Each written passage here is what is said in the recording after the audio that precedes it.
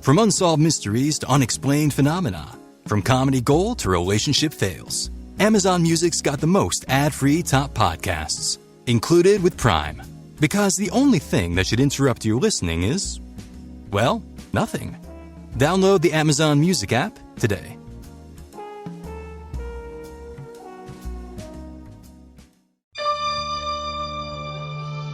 The kids of Elm Street don't know it yet, but something is coming to get them. There's something out there, isn't there?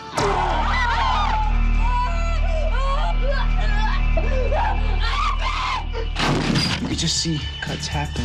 What did that, Lieutenant? I don't know. Tina! What's the coroner got to say?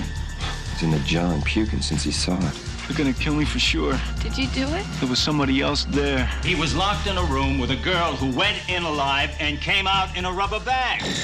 No one knows where it came from or who it will visit next. Nancy? There's something wrong with you. You're imagining things. Nightmare on Elm Street.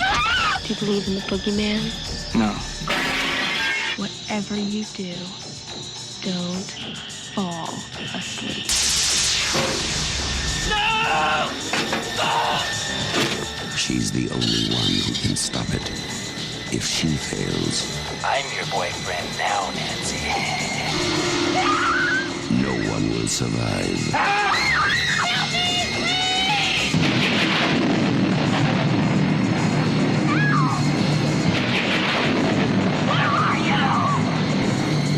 From Wes Craven, director of The Hills Have Eyes and Last House on the Left, a new masterpiece in fantasy terror, Nightmare on Elm Street.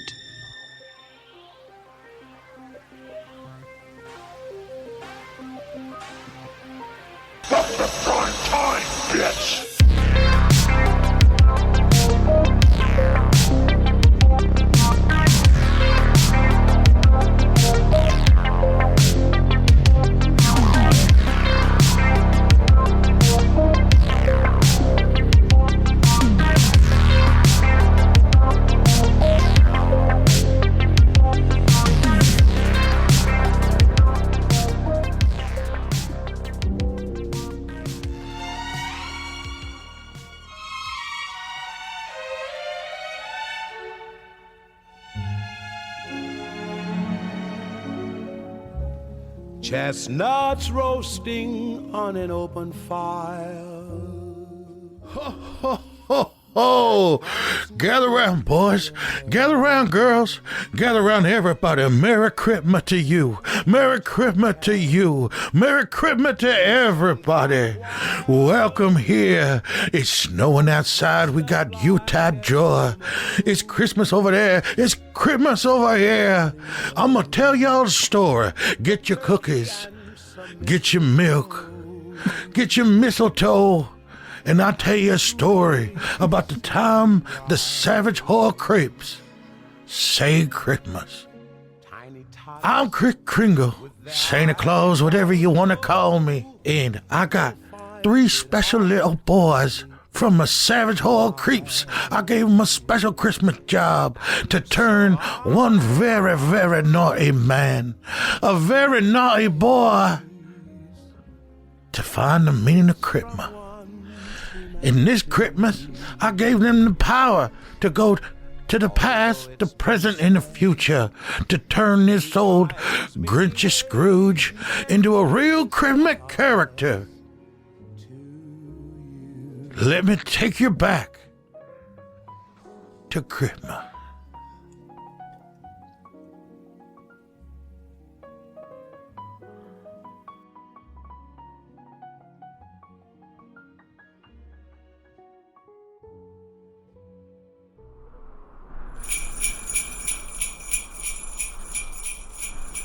Whoa, guys. Can you believe this? Where's Ohio? Can you believe that we got Santa gave us a Christmas job? Is that the Bronx? That's crazy. Whoa. We get to cruise in the sleighs. It's going to be the best Christmas ever. Whether or not the job's going to be hard or not, I don't know if we're going to be able to pull it off, but I don't care, man. We got the sleigh for the evening. I say, let's wrap this up quickly. Let's just get this bad boy on a good path. Then go cruising. And go cruising. Yeah. This thing travels fast. Look, like right over there, next to that ice rink, right? Hey. Isn't that him? That's young, him. That's young Fred Krueger, isn't We're it? in Springwood. Yeah. Fred Krueger, Springwood, Illinois. That's him. That's him right there. He's sitting there. He's the guy with the beer, with the everything, and he's kind of just staring at the kids. But Nate, you're past. So I think you got to go over there and talk to him. Well, whoa.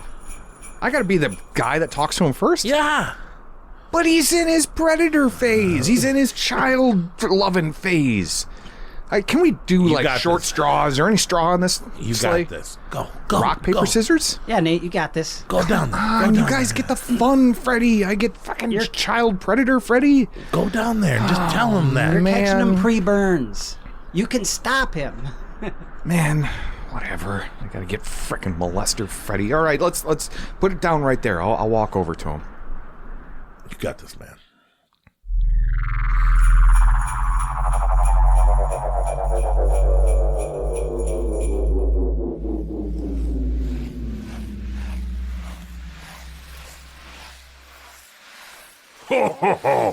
Nice double axle, bitch. You don't play hockey, bitch. Excuse me, Mr. Krueger? Huh? What? Yeah, hey, you don't know me, but let's just say I know an awful lot about you, and, what are you doing here? I just like ice skating. And 8-year-olds. What? Whoa, okay, see, that's why I'm here, kind of. You like them too? No. See, here, this is gonna sound crazy, but you woke up and chose to wear that sweater out in public today, so I feel like you'll understand. Children, I know you're kind of into them, right? But I will tell you that is a really bad thing, and see, I'm Nate, and I'm the ghost of Christmas past. Your past, actually, and I'm here because this is right before you choose to go down a path that, look, it's really gonna burn you. Okay, it's not gonna be good. I mean, your whole future will go up in flames. Get out of here, bitch. I knew you were gonna say that because Christmas past and all.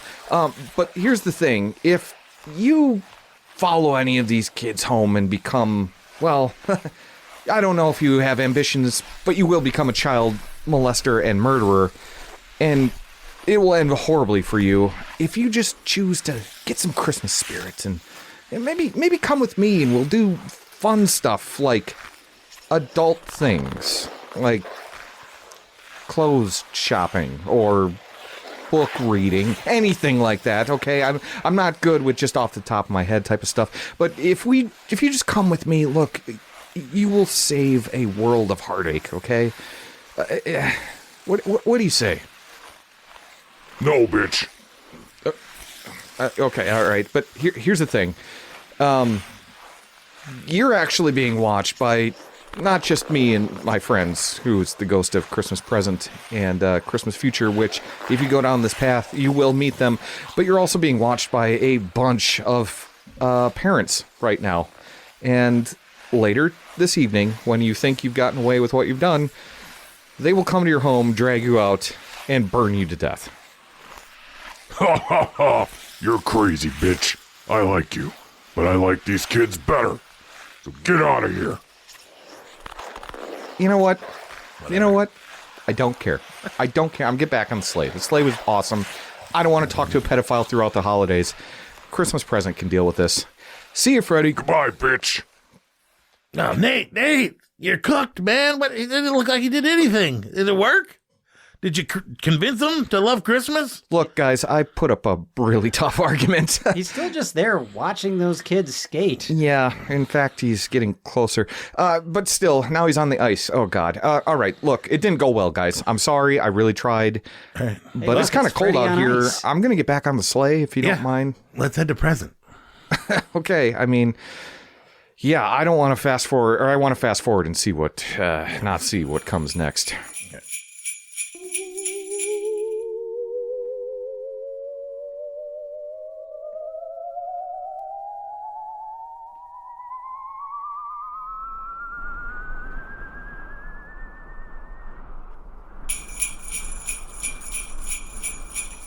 Oh, man. The present. Hey, guys, there he is. He's chasing some chick down an alleyway with, like, really elongated arms. Look, guys, he's kind of unruly. Do you mind if I just sit in the sled on this one? Jacoby's up anyways. Well, he's the ghost Christmas present. Well, Jacoby, I didn't blow it. Yeah. He's Jacoby, kind of a go dick. down there, save that girl, and talk to Freddy, and tell him what we gotta do to save Christmas, I don't man. know, guys. Look at that glove. Those things are razor sharp. Yeah, very sharp. Yes, I can attest to that. But he's gaining on that girl, so if you're going to do it now, Jacoby, you got to get down there. Go, hero. I'm going. Go be the hero. Let's get the sled over.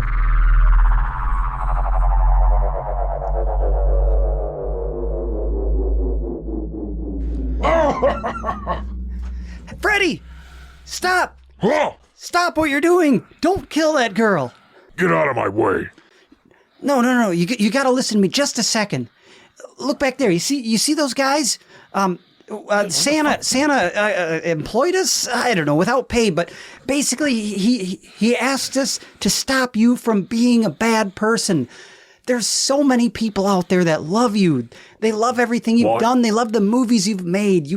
But you can't go on killing. There needs to be more generations for you to inspire. Mm-hmm. Look, if you'll just hang back here and listen to me. All these years, you've put out so many movies that have inspired so many people to get into horror movies. I was one of them. Yeah. You're my hero. Speaking of which, while you're here, could you sign this for me? Yeah, sure. Not a problem. Thanks. So, as I was saying, you're my hero. Sorry, I'm struck for words here. I don't even know what to say. Like, You trying to fuck me? Look, man, you're my hero. She's getting away. We can wrap this up. Look, don't kill her. Just listen to me.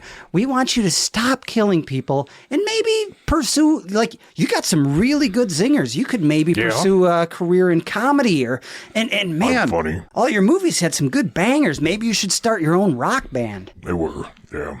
So, what do you say? You raise a good point. What did you say your name was? My name's Jacoby. I guess I'm currently the ghost of Christmas present. Well, welcome to present time, bitch. Look, they're so much sharper than I thought. Oh, get back here. Guys, help! Get over here. No, Jacoby, you're cooked. Come on. Jesus, get the sled, get the sled. Give me a hand, give me a hand. My God, how did he run that fast? He's ridiculous. Has anybody got any gauze? These things are really bleeding out. There's a couple stockings down there. Just cover up your wounds on it. That's strike 2, guys. Let's dude, you think he's going to be any better in the future? I'm just saying, we got the slate for the rest of the evening. I got this. All right. I got this. I don't want to disappoint Santa. Good Here luck we go. with that. On to the future.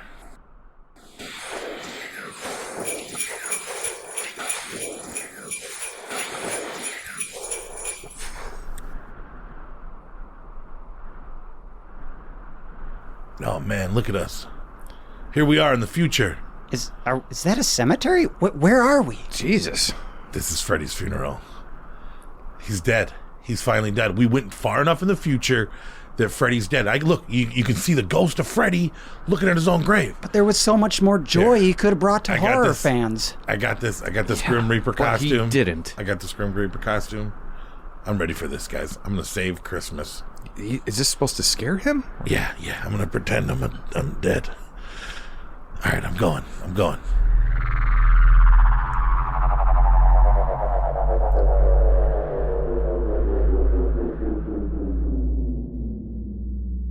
Hey, Freddy. Huh? What? You know this is your funeral, right? No, it's some bitch in the ground. Well, yeah, nobody can see you. What? I'm right here. Nobody can see you, man. Only me, because I'm the ghost of Christmas future. My future? Yeah, this is what happens to you because you know. You're with those other two. Yeah. Santa sent me. Look you got Art the Clown over there laughing at your casket. I hate that fucker. Yeah, you got, timeless old Mickey Mouse over there. No. From Screamboat, yeah. More people watch that show than yours. Quiet, bitch. How did I die? Well, Freddy vs. Jason vs. Ash and came out and they killed you in the opening scene. That pussy beat me? Yeah. He's making new shows. A24's got his rights. He's still selling action figures. But I'm the Dream Master. Yeah, but you didn't do no movies. They tried to recast you and nobody liked it. That guy with the melted cheese face? Yeah. And, bitch. You went too long, man. You chase kids into their dreams and nobody cares anymore. We got cell phones and, there's 6 or 7 more fucking monsters that people care about. You know what I mean? It's just, you're dead now. Nobody can remember you. You got no powers. You didn't listen to him when he told you to stop being a child rapist. You didn't listen when we told you that we loved you and we wanted you to do TV and commercials. But I was having fun. I was on MTV. Yeah. Are you having fun now? No. Look at you, powerless, in the ground like a dried up raisin. I could be scary. Jason's here. Pinhead's here. They're all still well and alive. Aw. Yeah. Bitch. But there's one thing that these other characters did that you didn't do. Make a Christmas movie. I wore the sweater. You're wearing the sweater. Yeah. But you got no cheer. You got no gifts. Do you want to change? Do you want to be the Freddy Krueger we want you to be, which is like 20 sequels, one every year? Wait. Board games, Are you t-shirts? saying you could make me famous? Yeah, you could become the next Santa Claus. That's what Santa Claus sent us here to do. Turn you into a franchise figure that we could sell products on Christmas. You could show up every Christmas Eve and give people whatever dream you want them to dream. You could figure out what kind of presents. Yeah. Then you wouldn't be dead. People wouldn't forget you. Yeah. And then you could switch. Yes. You could even switch. You could go bad again after everybody remembers. Do you know how many kids I could see? you could while they're sleeping. Yes, I could see all the kids while they're sleeping. Visit them while they're sleeping. You can make them all my bitch. You could make their dreams come true. I love it. So what do you say, Freddy? You want to be a Christmas character? You want to save Christmas with us, the Savage Horror Creeps? You're saying I just get to wear my same outfit, come out at Christmas, see all the kids I want, and slash whoever I need to? Well, you can slash up the prices, or the gifts. Prices. You got to be good, man. We're not going to give you fucking Christmas powers if you're going to kill the kids. All right, I won't kill them. But you make their dreams come true. You're with us? You gonna leave with the Savage Horror Creeps? Are we gonna go save Christmas together? Yeah, let's do it, bitch. Yeah, welcome to prime time. Let's go. We got the Savage Horror Creeps. That's my line. No. Well, let's go on the sleigh. Let's go save Christmas, Freddy. All right, lead the way. Hey, guys. Hey, I don't let that asshole on the sled. I know he's a good guy, but he slashed me up. We're going to bring him to Santa. He's going to save Christmas. Hello, bitches. Let's bring him back to Santa. Drive me to the kids.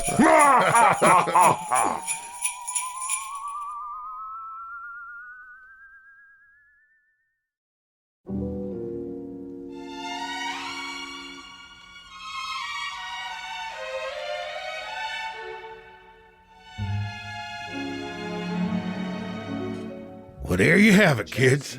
Here's a story of the time the Savage Horror Creeps turned an evil man good for Christmas. But it didn't really work out the way we thought it would. We really thought that Freddy Krueger was going to turn around and make those kids' dreams come true. Well, let me tell you something, boys and girls. Didn't work out the way we thought it would. We gave him powers, and he killed those kids on Christmas.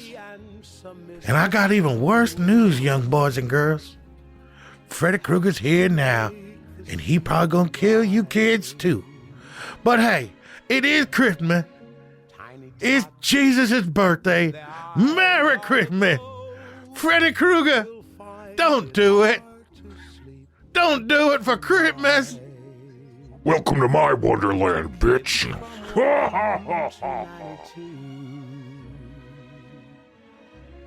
Although it's been said Many times, many ways, Merry Christmas to you.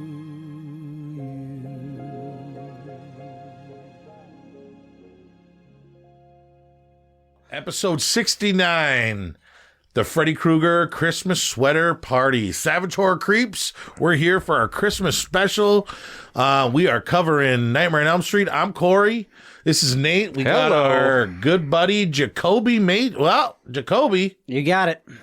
I don't know. And he's been here before. He has been here. He's a honorary. He was here for last Christmas, too. Official night. Yeah, now this is your second Christmas with the Creeps. Yeah, last year we did Damien, and now Freddy. That's right. That's right. Yep, it was the Omen Christmas. So Merry Christmas, Jacoby. Merry Christmas, Nate. Merry Christmas, New Orleans. Merry Christmas. So, yeah. And we decided to do Nightmare on Elm Street because we already did the Christmas rank. We already did the religious rank. And now we are doing our Christmas sweater party. And who doesn't wear a better Christmas sweater than Freddy Krueger himself? Yes. The red and green optical illusion to cause confusion. And it's the one holiday party we can all celebrate no matter what you believe in. And it is the one super franchise that we have been sitting on saving for a long time. Yeah, I've been excited to get to Nightmare on Elm Street. And yeah. After that intro, I've never been more excited. Santa has brought me a present this year. Yeah, yeah. And it smells like shrimp gumbo. It's Tory Claus. Christmas. For Christmas. Oh, man. Yes. So there is 9 Nightmare on Elm Street films, and we are going to rank them all and tell you what is worst to best. I'm going to say 8. 1 don't count. One of them doesn't count. Oh, save it. You're jumping ahead, but you're probably not wrong.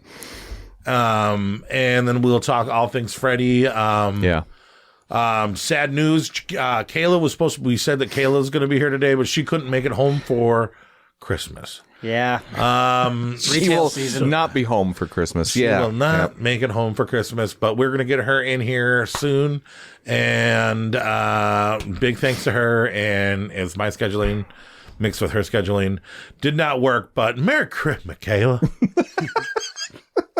I think that has forgiven all the Merry Christmas, Kayla. Yes, yeah. We'll talk about what she thinks of Nightmare on Elm Street 2. But before we get into all things Nightmare on Elm Street Christmas, let's talk about news. Well, hello, Mr. Fancy Pants. I got news for you, pal. You ain't leading but 2 things right now. Jack and shit. And Jack left town. Poultrygeist 2. He's back. The bird is back. The bird is back. The bird is back. Have you ever seen Poultrygeist, Jacoby? It's been popping up on my Tubi a lot, but I missed Thanksgiving this year, so I figured I'd save it for next year. No, I don't know. Is it a Thanksgiving film? Kind of, maybe. Chicken. It's a chicken. I don't know. Does it compete with Thanksgiving? You didn't watch it either? No, I didn't watch it. You've never seen it? Poltergeist? Poltergeist. No. We watched it for the trauma episode. Poltergeist, not Poltergeist. Poltergeist. Yes. Lloyd Kaufman's new film. I watched it. That was the first time watch for the trauma episode. Complete, and the sequel is to be better. So I'm kind of excited about that. They have finished things. The sequel is to be better.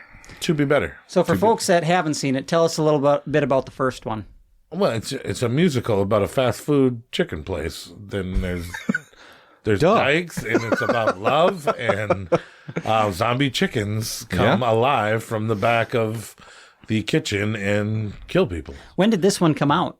I don't have like a 80s, 90s, 2000s. No, it was 2000s, wasn't it? Early 2000s. Yeah, if not late 90s. I'm not sure. I don't have. Okay, so we might be looking it's at. It's back in that soggy area of trauma. Okay, not the good 80s era, or So we might be looking at a sequel that's 25-ish years in the making. Could be about 20, I would think. Yeah. Well, I'm sure it's only a couple of years in the making, but 10 years ago, I think Poltergeist came out. I don't have.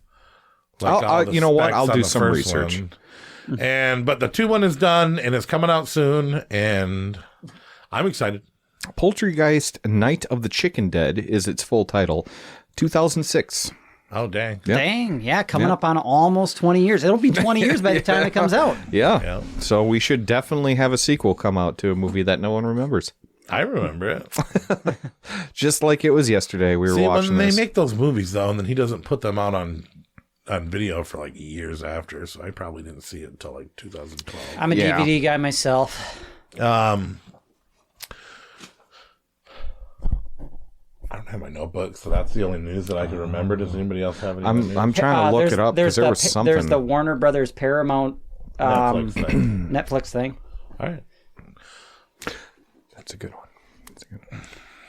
In other news, so Netflix is potentially going to buy Warner Brothers. I didn't even hear it was potential. I heard it happened. Well, Warner Brothers came with a counter offer, which was like billions more even.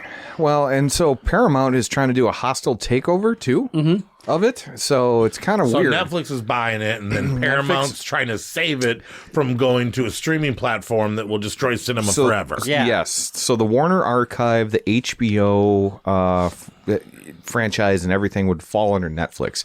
The thing that is terrible about this, and why everyone that's listening to this podcast right now should be against this, Netflix doesn't put things in theaters. Netflix does not. In fact, the CEO thinks that cinemas are a dead art. And he does not believe in that. And that's why you see, even if things go to the cinema first, 15 days later, they'll show up on Netflix. Because he doesn't believe in giving any money to the cinemas. He just wants everything to be streaming. He thinks that that's the future, which is, he's probably right about that. He put Frankenstein in the theater for 3 days. Yeah, I mean, and he's he willing to put Demon Hunters in there for a weekend here and there. Yeah, he doesn't care. But that's really on top care. of the money that he's getting from his streaming originally. Yeah. And which I think this is horrible news because I do we're too. Talking Yeah, this is terrible. We're talking everything on HBO Max. We're talking Pennywise. We're talking a lot of horror franchises that are owned that are going to fall underneath that Warner Brothers. Warner Brothers, has a lot. And Paramount sounds like a gall darn superhero at this point. Yeah. Hey, well, me being the I don't know about that, but being the horror fan, I look at that and it's like, man, they're playing the big game to get Jason back. I mean, that's A24. Yeah, that's exactly what that's A24. That was the goal the whole time. Could you imagine A24 movies not going to theaters? Yeah, I can. Because they're hit or miss right now, honestly. It's starting to go that way. I'm just saying. But just think about, this could potentially destroy cinema as we know it. That's not a world I want to live in. No. Just a world where everybody just goes home and sits there and doesn't go out in the world and create to the couch. experiences. Yeah. It's Friday night. Something's streaming at 7:00. You can, it sounds convenient, right? But we're almost killing our social culture entirely. Well, think about what Netflix does right now. They got a hit show. What does it last? It gets canceled after 3 seasons at best or something like that, because they're just as soon as it drops off, they're like, screw it. It's a total financially based company, and that's all they're going to care about. So it's not going to be about quality. It's going to be about quantity. And that quantity is how much money they can rake in. And if you're not doing it, it doesn't matter if you have good content to put out. It's how much money will it make the overall company. So yeah, it's a really, really scary thing, and I'm totally against it, and hopefully Paramount wins, but it's got to go through some hoops. A merger like that has to be signed off by Congress and the president and all that stuff. So hopefully people can, in the movie industry, throw up enough traction to where it doesn't happen, but it's a scary step. Well, in a world where money seems to control everything, I don't have the most optimistic outlook. Yeah. No, let's hope for the best, right? But yeah, I don't want to see theaters die. Heck, maybe Netflix's next move is coming out with their own theater chain, where if you want to see an advanced screening of something, you go to a Netflix $50 cinema. a month and you can get in there 4 times. Yeah, right. Ugh, I don't know. You have to be a club member. Well, okay. Well, and that's it. Well, we'll keep you updated on that as we find out more, understand it more. But lastly, not really horror news, but it is Christmas news. Did you hear Macaulay Culkin said that he wants to make a Home Alone 4? I think it would be like a 6. It would be point. like a 6 or a 7. Well, he like pitched an idea. Yeah, I think it's a 7 at this point. Yeah. He pitched an idea that he plays Kevin McAllister as a dad, and he's a bad dad, and he doesn't have custody of his son, right? So he hasn't learned anything and leaves his own kids. Well, yeah. So, and then his son is trapped inside of a house, and he's like, we'll make it so my son locks himself inside of his house. I got to try to get in the house to try to get to my son. So he sets up traps and I can't even get in the house and get to him. And at the end, I find out that the only way to get into the house is through his heart. And he wants to make a heartwarming trap Home Alone as him as the dad trying to get through to his son or daughter who doesn't let him in the house. While his son is trying to murder him? Well, you don't die in Home Alone movies. That's true. You take a hell of a beating, though. I feel like taking a brick or a torch to the head isn't exactly grounds for a hug. He is going to be severely injured. He's going to be electrocuted. He's going to be hit with several paint cans. But at the end, he's going to give After his son sustaining several concussions, I've found the real meaning of Christmas. Yeah, I don't know if this is going to work. He's locked out. See, that's what it should be. Is Home Alone. Like the kid gets locked out and it's freezing cold outside, so he's trying to get inside. It's not a trap to get in? There's no traps. It's just he fails miserably. The neighbors won't let him in when he's freezing to death. We don't let strange kids in our house. Yeah. Macaulay Culkin's back, man. Yeah. The only other Reap bit... what you sow, Kevin. You fucking earned this. You tortured 2 men repeatedly. And then didn't, even though your parents are rich, you didn't do shit for that pigeon woman in 2. So she's still out there somewhere. He saved her life. Kevin should be trying to break into Harry gave her and Marv's 2 house. small turtle doves that she could put on a Christmas Solid tree she gold. doesn't fucking have. Solid gold. They weren't gold. They were ceramic. She could break one open and maybe fucking like mug a person in Central Park with it. That's the lesson. That's it. That's the lesson.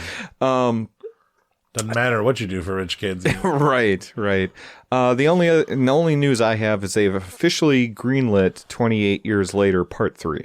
Well, I thought that was already greenlit. No, it wasn't. They were worried about the success, and I saw a full trailer. The Bone Temple. Of the Bone Temple. Yeah, I've seen that too. What do you think about that? I mean, it looks a lot like the first one. There's going to be more Jimmy in it, so I'm down. Oh, man. Jimmy's the best part of it. Jimmy is going to be the worst part. Jimmy's going to be cool. I won't lie. I watched that whole movie. I was really engaged in the story.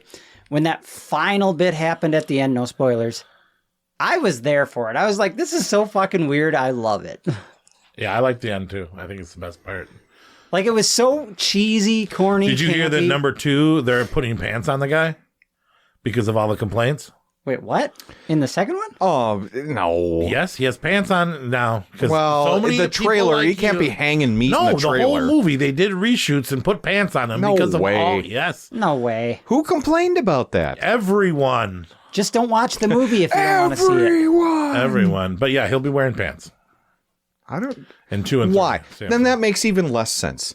So he's infected with the rage virus, but he's like, my penis is cold. The whole story and he puts on is pants. that doctor can cure him. He's going to cure him and turn him back into a human being. And they're going to have babies, and the babies are going to be normal, and they're going to re-evolve into human beings. I mean, that's obviously where the story is You're ruining this going. franchise, Alex Garland. You're ruining it. Alex Garland's not doing the second one. Nia DaCosta He wrote it. Yeah, but he's not directing Wait, hang on.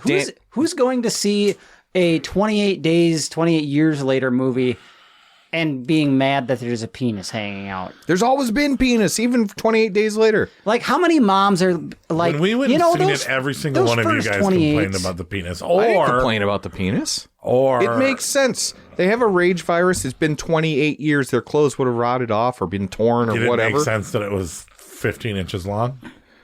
See, that was pretty ridiculous that the alpha had to Guys. have the biggest penis in the movie, to me. Yeah. Movies are escapism. We all like to imagine our The members just penises that don't big. look that bad on That's the what, TV. yeah, I'm going to see this movie because For I'm the like, record, It's escapism. I could have one like that. for the record, I bet I could have that. on TV at home, the penises don't look that big. It was that Theater One and Micon Cinema that made it look so big. That was a huge screen. Okay. Yeah. But when you watch, I watched it on Netflix just the other day. You were measuring in real time. Corey was in there with his and tape I was measure. looking, and it really didn't bug me that much. And then he went home and measured on his TV screen. Come on, dude. It wasn't that bad at home. What, did you watch it on like a 4x3 little tube TV Netflix. or something like that? My 19-inch TV. 75-inch TV. It wasn't that bad. All right. It was abrasive in the theater, but it wasn't that bad at home.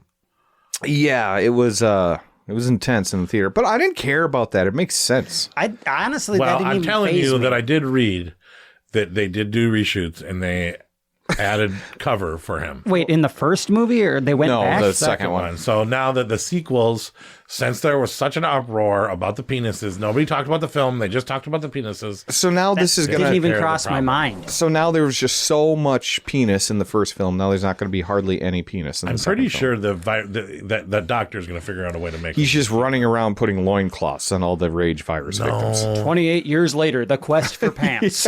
28 years, part 2. Cover yourself up, good God, man. But yeah, I guess that's it. Then.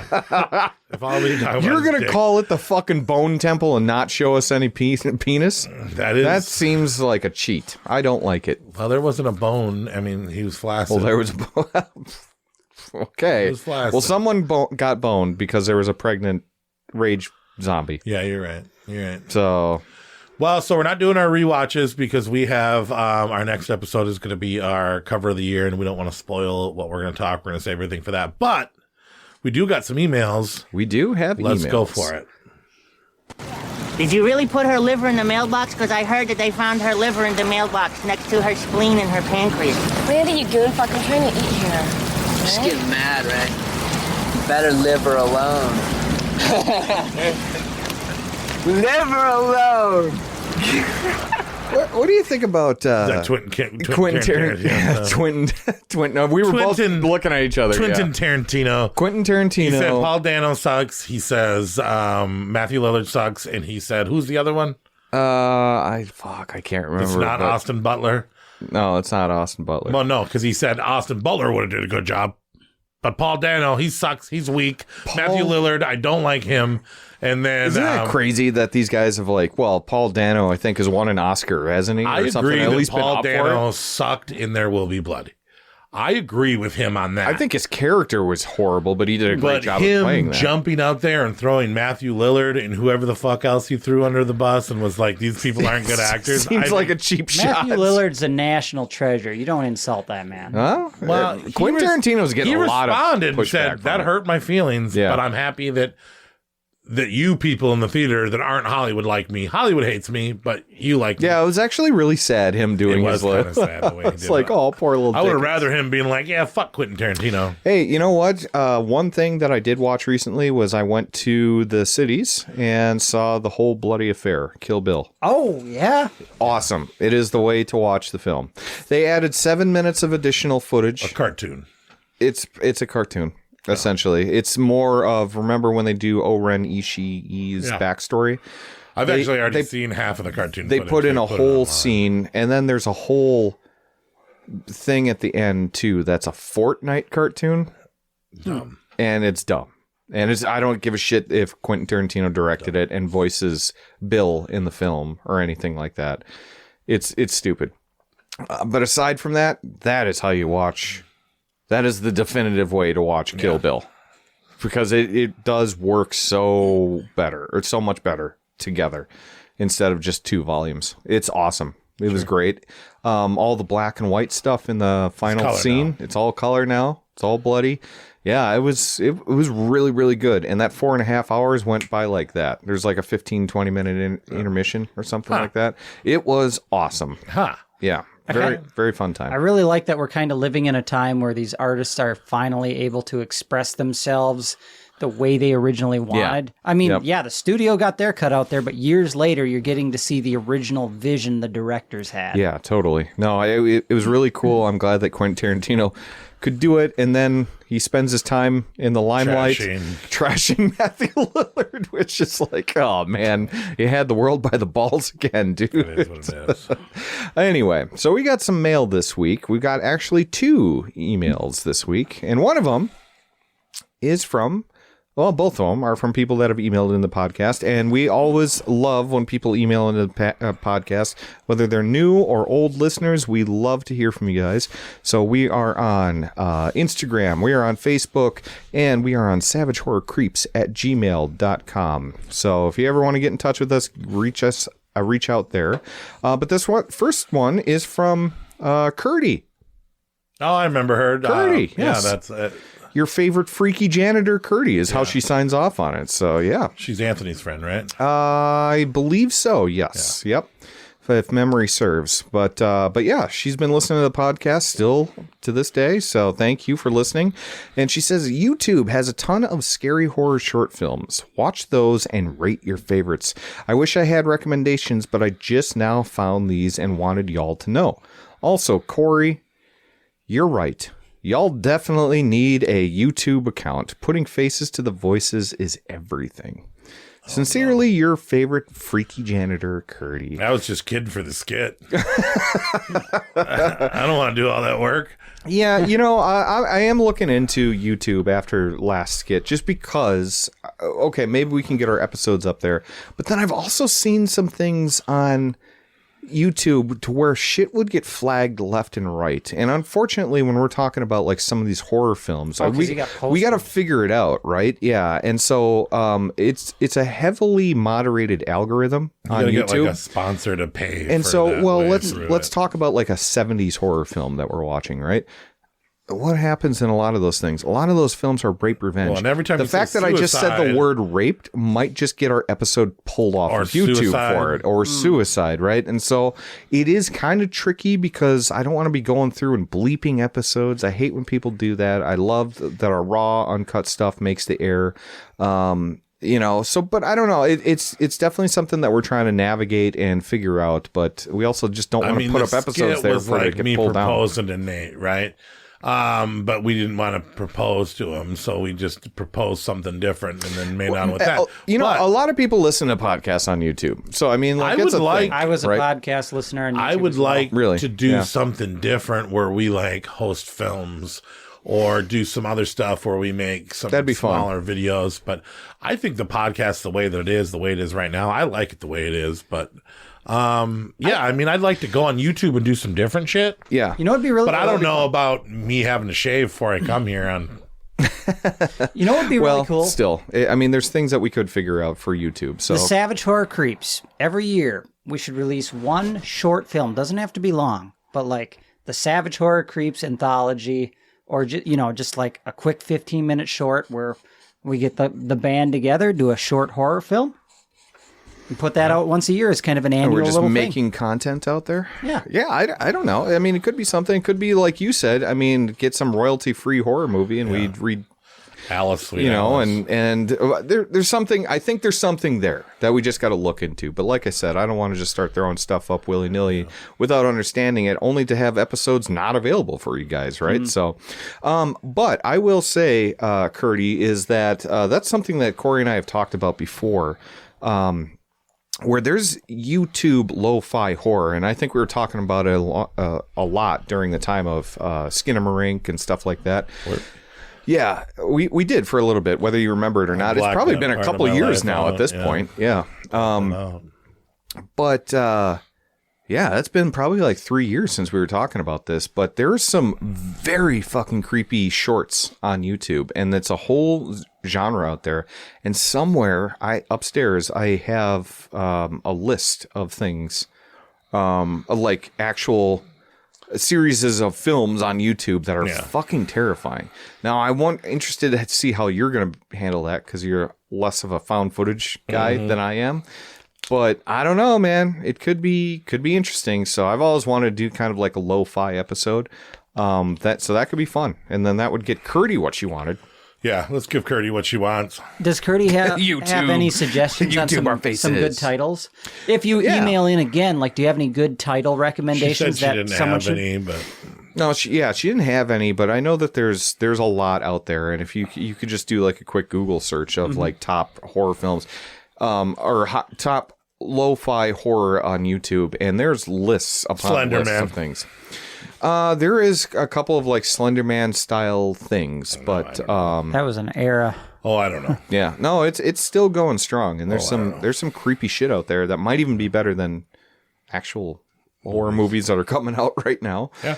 Because they're not overstaying their welcome. They're scaring you and then fucking off, So it'd be interested to see to do a lo-fi horror. So, hey, we're going to be doing this for the foreseeable future. We're going to run out of deals soon. Well, I mean, we're more of a comedy podcast than a are we? podcast. Oh, nowadays. my God. Yes. All we do is jokes.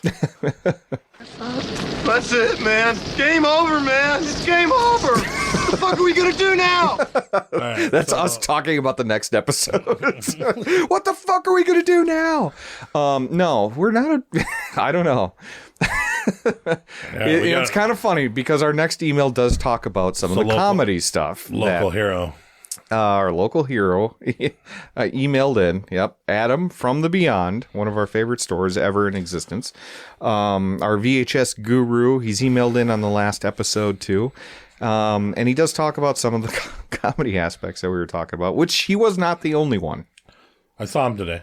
Did you see him today? Yeah. Okay. Nice. So he told me he was forming this as I was there. Oh, good. Well, hey, I love hearing from him on this stuff because he says, "Hope all is well in the Rumpus Room. Glad to hear it's official now. Yeah. We've officially named this podcast studio the Rumpus Room." The Rumpus Room. And then on last episode, if listeners hadn't heard it, he threatened me with his uncle's farts. Uncle's coming over and sitting on my face if we don't name this the Rumpus Room. Well, apparently he's named his uncles now. Chuck, Little Fergasso, Hugo, and Sweet Sherman are very pleased. Oh.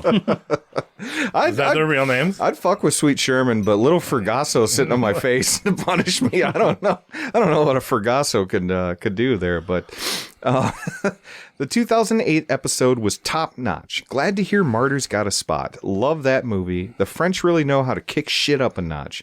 Just look at their fries, dressing, and toast. Oh, yeah. I agree with all three of those things. I love all of those. French dressing is my favorite. French toast, French dressing. And, hell yeah. They really know how to kiss, too. Yeah. Oh, kissing. Yeah, put some hot kissing on here. Yeah. On the last episode... Jesus, here we go. On the last episode, I recall you gentlemen talking about wanting to be able to perform fellatio on yourselves. You talked about that. I avoided it. I was very honest. But we got a comment from another listener. Yes, we did About that. Yeah, I saw that come through About too. Smelling dicks. Yeah, on the last episode, particularly with the during Pontypool bit, it went off the rails. But it was a very honest talk about performing fellatio on ourselves. And look, I'll be honest, if I could do it, I wouldn't be here podcasting with you guys. You would never see me for about 6 to 7 months. Everybody likes getting head, but nobody likes giving it. If you do it to yourself, well, I've never done it, so I wouldn't know. But I've never done it to myself. Do you have to think about your technique, or are you thinking about the thought? I'm not thinking about anything because I'm blowing myself, right? I'm not thinking about... You got to think about where's the tongue going. I'm not thinking about if I fed my animals. I'm not thinking about if I paid my bills. That's your problem. I'm just blowing myself until the sun goes down. But are you telling yourself faster, or are you thinking about what really gets Jacoby. you up? I'm coaching myself. Jacoby, I got some advice for you. Faster, when you are Nathan. given oral sex, stop thinking so much. Yeah, I don't want to think about it. Instinctually, just let it happen. Can you imagine if I overthinking is if I was lucky enough to finally blow just go at it like it's an ice cream I'm cone. lucky enough to finally blow myself, and then I can't do it because I'm too busy being in my head. I'm the only one involved at that point. Oh my god! Right. What's the rest of the that email? is Say it first. On the last episode, I recall you gentlemen talking about wanting to perform fellatio on yourselves. Is this Marilyn Manson messaging us? No. This is Adam, but he apparently he says, I know someone that had a spinal snip about 5 years ago and has had much success in the sword, or as Corey pronounces it, sword. Thank you. Spinal swallowing department. That sounds like science fiction. That seems like you're paralyzed. Snip. If you want the surgeon's name, I got the hookup, he says. Okay. No, we're good. Let me know. But no. We were just kidding. But seriously, send it to me in an email. Anyway, I'm curious if you're thinking about doing an episode on the Savage Action Creeps again. Have you thought doing other spin-off episodes? Savage Cowboy Creeps, Savage Erotica Creeps, etc. Stay greasy. Love, Adam. You know, I enjoyed those episodes, those one-off episodes. The Savage Action Creeps are fun. We talked about like horror adjacent films. Yeah. Because, and I will say this again, and I think I said it on air before. One of the creepiest killers in a movie to me was the Scorpio killer in Dirty Harry. He's so fucking creepy. So you want to do Savage Western Creeps? Well, no, that would be a 70s cop drama. Yeah, that'd be a 70s cop. It would be a gritty Savage Exploitation Creeps. Because Scorpio in that film was more like the Zodiac killer. Oh, okay. Yeah. You said Clint Eastwood, so you got me. Yeah, I know. He did. No, but this was his cop era. This wasn't his cowboy era. But it is one of the creepiest fucking bad guys ever. It's so good. It's from the guy Andrew Robinson from Hellraiser. Oh, wow. Yeah. And he plays it fucking like no one else ever has. And so, like, I think it'd be fun to do like a horror adjacent one or something like not horror movies, but there's Savage Fantasy Creeps. What is, fantasy films? Yeah, like Conan or, fucking Conan the Barbarian would be an awesome one, yeah. Or, things with monsters still and death still, but not quite horror. Yeah, I think any of those like 80s, early 90s, and even 70s, 60s, like any of that stuff, they go very hand in hand. Because, For sure. Somebody gets stabbed, they're not scared to show it. Nowadays in an action movie, it's like, I don't know, Dwayne Johnson gets stabbed and you don't see blood because he's too fucking masculine, right? You got stabbed, Brock! You got stabbed! Because I don't see him without Kevin. He has it in his Kevin Hart anymore, so that was my Kevin Hart impression. But in the 80s, like you had those special effects like the Paul Verhoeven movies like RoboCop and such. Well, that's what we talked about on the Savage Action Creeps, is that fucking first RoboCop is insanely bloody. Dude, that's borderline like horror. I mean, when that dude melts away from the acid, that had me traumatized as a kid. Not to mention the hero got shot 100 times and they blew body parts off and yeah, it's fucked up. All those practical effects and squibs are very, like, they're in the horror realm. They're just in an action Well, and you got to movie. think, like, what about like Dress to Kill or some of those like, Brian De Palma, giallo slasher type things? They're not horror. They're more like thriller, but Quentin Tarantino they're sexy. Quentin Tarantino rank. Talk shit about him. Just talk shit about him to get revenge for Matthew Lillard. Do you think if we got, I would do that because I love Quentin Tarantino, but I would do that if we were able to get Matthew Lillard on the podcast to talk about the things he did wrong. It's possible. Yeah, that's what we do. We bring Matthew Lillard on the podcast. He's like, "Hey man, thanks for having me on." We're like, "Okay, what did you do to piss off Quentin? Like, what's your deal, man? What'd you say?" Like, come on. I saw Five Nights at Freddy's too, and he didn't do great in that movie. Oh, yeah. Well, we'll say that for the next episode. Yeah, was that his fault or the script? I haven't seen it yet. I don't know. Probably everything. All the above. Yeah, I don't know. If you didn't like Five Nights at Freddy's 2, then it doesn't stand a chance with me. Yeah, probably. All right, so thank you, Kirdy. Thank you, Adam. Adam is saying that we should do more Savage. The one-off episodes, yeah. I mean, obviously, we're a horror podcast. At the end of the day, we'll always be doing horror stuff. But it is fun to kind of spice things up and bring some of that horror community out to other films that we love, too, because we're watching all sorts of shit. Yeah. I know you're a huge Conan fan, so I could totally see that. Yeah, Conan would be great. Yeah. And then, Red Sonja, and then Deathstalker, and then... Yeah. This is pure fantasy. You guys ever play like Castlevania? Back in the day, yeah, for sure. Man, I wish they would have come out with a movie in that era, like Arnold as the Conan Belmont type. That would be cool, except they'd probably do it like Resident Evil, wouldn't they? But you got to do it in the 80s, right? Castlevania TV show, bro, the anime. I can't... I know anime's cool to some people, but I just don't get like drawn in. But I would totally... Coming from the illustrator. Dude. Coming from the guy that just did a banger book of a graphic novel. Doesn't like cartoons. Oh, yeah, but that's not anime style. That's true. Traditional American. That is. And in my traditional American not sense, really anime style. That's more American. That's very true. I want to see like Conan going up against Christopher Lee's Dracula and such like that. Oh, that would be pretty cool. You know, that's the era of movie I wish we would have got out of that. Celebrity Deathmatch. I like that, yeah.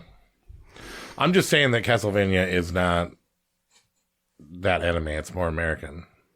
I'll have to give the third and fourth or however many seasons they're on a chance. Is there that many? Holy shit. Hey, anything that ropes together the Universal monsters and has somebody throwing axes and whips at them, that's a movie for me. So you've seen Penny Dreadful, right? Yeah, I saw the first season. Then I kind of fell off of it just because of life. Just because of life. Hard drugs. Hard living. Speaking of Josh Hairnet. But yes, Josh Hairnet. I can smell the cookies. I think the cookies are burning. Oh yes, we should probably take a break. But again, if you want to reach out to the podcast, we're on Facebook, we're on Instagram, and we're at savagehorrorcreeps@gmail.com. Let's do the main topic tonight: the Nightmare on Elm Street franchise.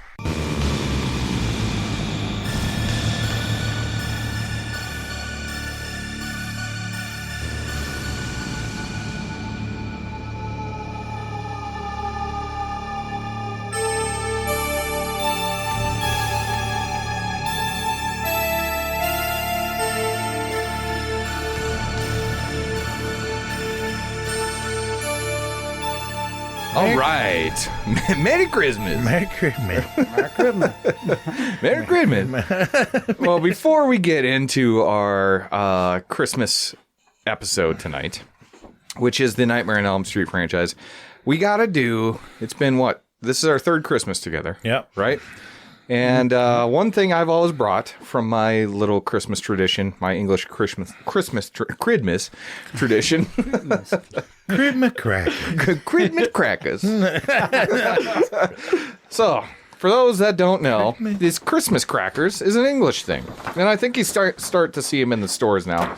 But they're basically like these big Christmas crackers that you snap together with your loved ones, your friends around the holidays. And they got a stupid hat, a silly joke, and a really bad prize inside. And so here you go, guys. Let's pull one at random. Choose your weapon here. So you said these are English, like Robert England? Yeah, the tradition's English, I think. But yes, like Robert England. With a U. Yep, so... Ooh, all right, whatever.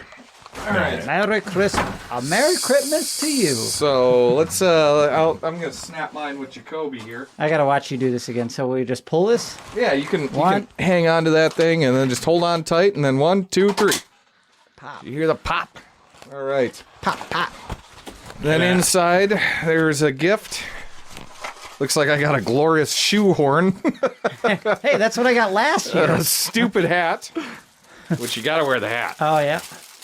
Which doesn't even fit on my head with the frickin' headphones on. The headphones. You gotta put it on the headphones. And then we got some jokes. So let's crack them open, guys.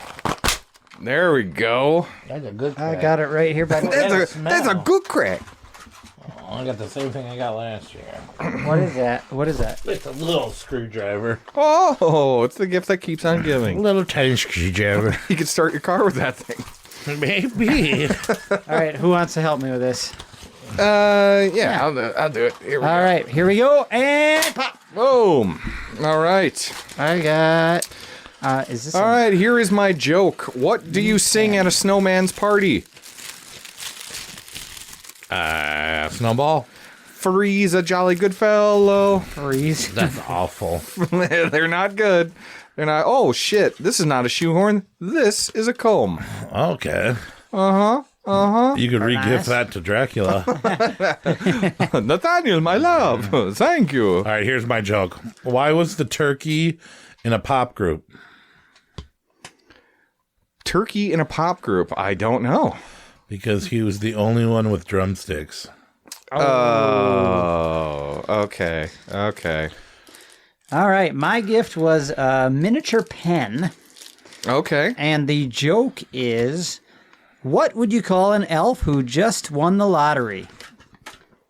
I don't know. Wealthy. Oh, maybe you could use that little pen to write a better joke than that. Yeah, so, all right. All right, we did it. We got our silly hats on. Corey's got the smart thing. Oh, Jacoby, actually, what is this? I got you guys a little something. Sorry it's a little last minute, but I you thought... shouldn't have. What better way to celebrate Christmas than pretend it's Halloween? I got a little Sour Patch Kid. Oh my God! I got Reese's Pieces. Ooh, I got Reese's Pieces. Why are we all as well. talking like Santa Claus now? I got Reese's Pieces as well. Oh, Merry Christmas, creeps. I got some gushes. This has got me gussing. You got some gushes? I'm gussing myself right now. I'm gushing myself. What the hell? I am gussing myself. Twizzlers. I got some Twizzlers and some Sour Patch Kids.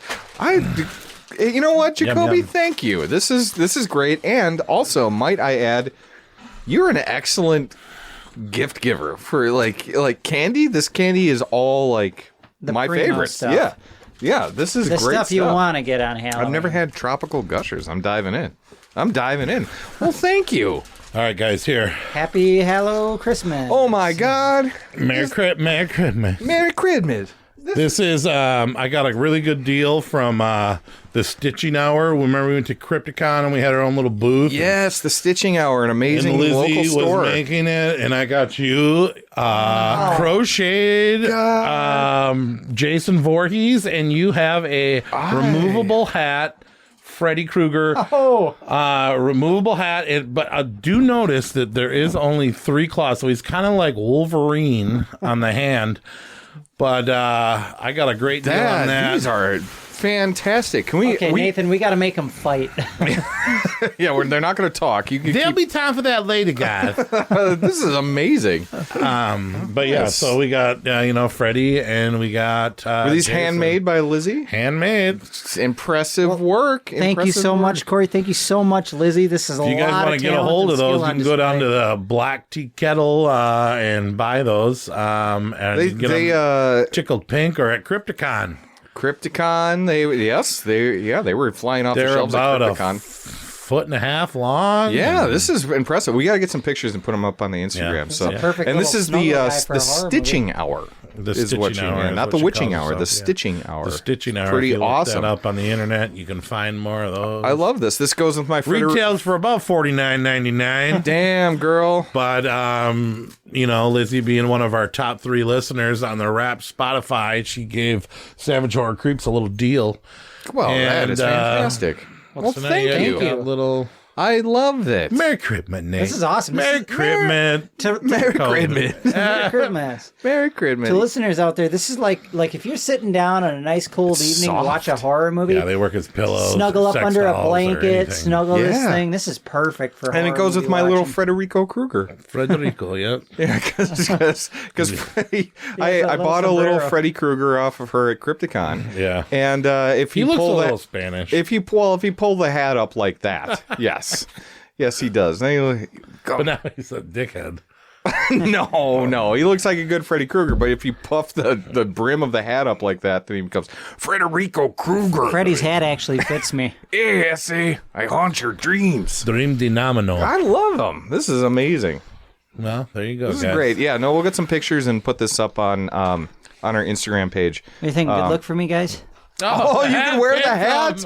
Oh my Yeah, I God. can wear Freddy's hat. Why does that work for him? I don't That know. totally fucking works on Like you. a Because mod. it covers the balding spots. That's why. Yeah, but it doesn't like look like a yarmulke though. Like it looks like a legitimate I've Almost seen like a people- short beanie. Yeah. That is crazy how it fits you. Or yeah, kind of like a yarmulke. It would be a yarmulke on me. You have a big head. Big fucking head. I got a dude. big head Yeah. too. Yeah. You got a normal size head. You have a normal size head? That actually looks good at you. Like That's what if all the girls tell me. Normal if I saw you at a Whole Foods or something like that, I'd be like, yep, that makes sense. It's actually really comfy. No, he likes it. Nothing but the finest. Nothing but the finest. likes it. Well, thank you. That was amazing. Yes. Merry Christmas. Merry Christmas. Merry Christmas. All right. Ding, ding, ding. How do you play that song? There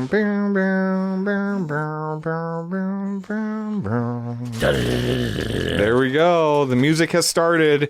And now we are going to get into the Nightmare on Elm Street ranking, a franchise that lots of people have said, why have you not covered this yet? We've done Halloween. We've done Friday the 13th. We've been saving it for a big episode. 69. And it can't get any bigger than that, right? Yeah, so let's get into it tonight. First, we have some honorable mentions. Now, people are like, how the hell do you have honorable mentions to a franchise? Into the candy I am getting into these gushers, man. I've never had tropical gushers before. Yeah, so how do we get some honorable mentions? Well, if people remember, in the 80s, late 80s, there was a TV show that ran for 2 seasons called Freddy's Nightmares. And it was one of those things like Friday the 13th was, where it was kind of like a, not a Twilight Zone, but like more of like an Outer Limits type of show, or like Tales from the Dark Side. Or a Creep Show. Tales from the Crypt, Creep Show-esque. Yeah. But what was interesting about Freddy's Nightmares is that Freddy Krueger himself, which did not happen with Friday the 13th, which makes sense because Jason doesn't talk. So what's he going to do, stand there for an intro? They'll give him subtitles. He won't say anything, just gestures. But Robert Englund, in his prime, would come and introduce every episode before it would go into the hour-long episode that it was. And it ran for 2 seasons back in the 80s, late 80s. And if you really want to check it out, Brad Pitt's in it. Brad Pitt, yeah. An early role for Brad Pitt. There's actually a lot of stars that were in it. Did you know that Brad Pitt actually auditioned for the role of Glenn? Johnny Depp's Yes, I role, did, and it went to Johnny Depp instead, which is crazy. But you know, Brad Pitt got cut in class. Yeah. So I mean, great. Yeah, great. You know, the franchise of cutting class. Yeah. But anyway, if listeners want to watch it, though, it is on Tubi right now. Yeah. We're streaming on Tubi. And then what 2 episodes are the ones that Freddy's actually in as a character? So there are like about 8 or so episodes. But the best pick, I would say, are the very first episode, which is called No More Mr. Nice Guy. And it does a telling. It stars Freddy Krueger, not just as the host, but as the primary character. And we should be clear on that, because he introduces every episode, but there is episodes throughout the 2 seasons where he is actually the main antagonist. Yeah. Mm-hmm. This kind of goes into the whole court trial case of him, how the parents were trying to convict him of the murders. And it's the origin story. Yes. They retell the origin story of Freddy Krueger. Exactly that. And they do some really classy stuff with the lighting and effects. Like, while Freddy is a human and not burnt, they do a really clever, like, keeping his face in the shadows and such. Yeah. The only thing the episode is missing is John Saxon. Yeah. I'm surprised, you know, he'd already come down off his like 70s high. He's doing these horror films and stuff in the 80s. I'm surprised they didn't get him for an episode or 2. Yeah, he would have been worth the budget. Yeah, this is a blast from an 80s past. I know he was in 8 episodes. 8 or more. I'd have to double check that. Okay. Now, as you go on, the show kind of gets a little bit more campy and corny, as kind of the movies did, but even more campy because it's 80s TV, right? So I mean, like, and it's in syndication. This isn't HBO where you're going to see, you know, gore and titties afterwards, right? This no is just, gore and titties. Yeah. At most, you'll see some slash marks and some stabbings and a bit of blood. Yeah. Maybe a couple people in bikinis, but this was, you know, aired on any given channel across the United States after, you know, such and such hour. Yep. So they couldn't really go really crazy on the gore, but I want to say the first episode, No More Mr. Nice Guy, and then a later episode, Sister's Keeper, which is almost a sequel to it. They sort of take Freddy somewhat seriously. I remember that one being serious. I did watch that one. Mm-hmm. Yep. And there's a couple really cool practical effects that you can kind of see, like Freddy stretches an arm in Sister's Keeper, and it actually looks pretty cool. It is, yeah. Oh, it really is. You know, and then, like I said, all the other episodes are just kind of like these one-off scary stories, quote-unquote scary stories. You know, someone's cursed, someone has a haunting, someone has, you know, like, a cursed lamp or something like that. Job at Hardee's. A job at Hardee's. Yeah. I think it was like episode 2. I don't think it would have been like a job at like Big Boy or what was a big franchise in the 80s. But I mean, for the nostalgia's sake, and I'm sure that we have listeners that have watched it on air before when it was actually live. But it is, if you love 80s stuff, and you want to see more Robert as Freddy and a little less. He is in Jackie every Earle episode, and he does give, you know, a couple one-liners throughout every episode.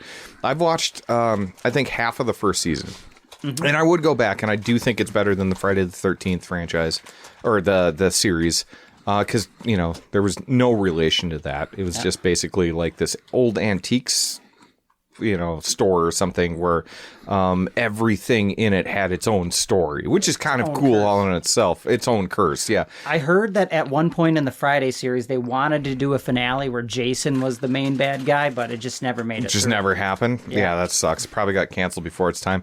But if you were fans of like Tales from the Dark Side or something like that back in the day, then you'll love this. And like I said, you're getting Robert Englund as Freddy. So if you're not over him in the movie franchise, the TV show exists, and it's really fun, and it's free on Tubi right now. So I definitely check it out. Freddy's Nightmares, our honorable mention.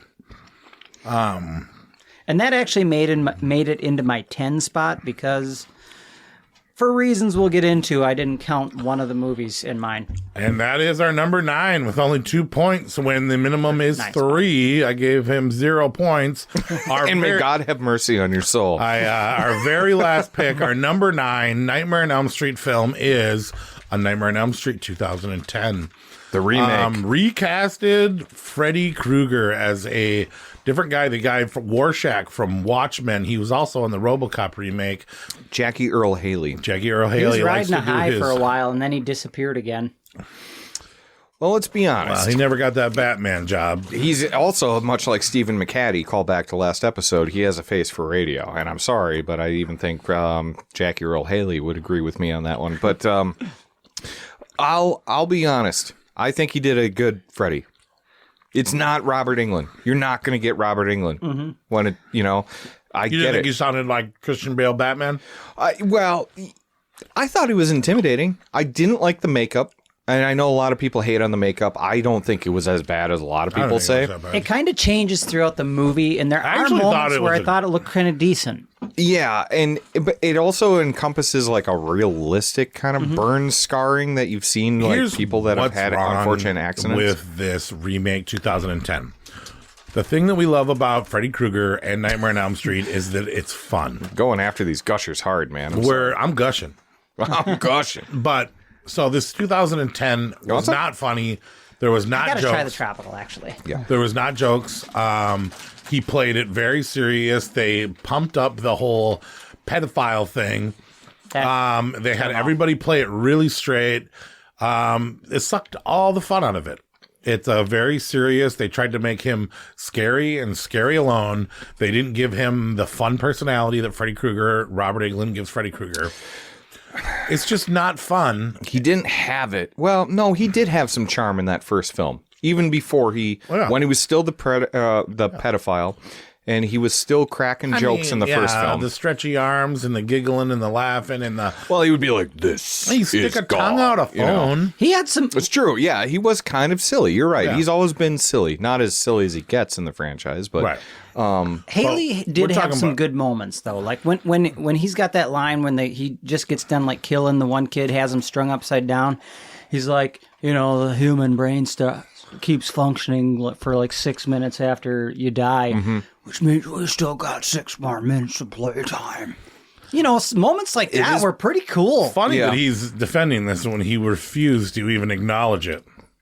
That's true. Are you acknowledging it or not? Are you acknowledging it or not? Sounds like you like it more than us. I'll give Haley some credit. He did a few good things, but he was given a bad script.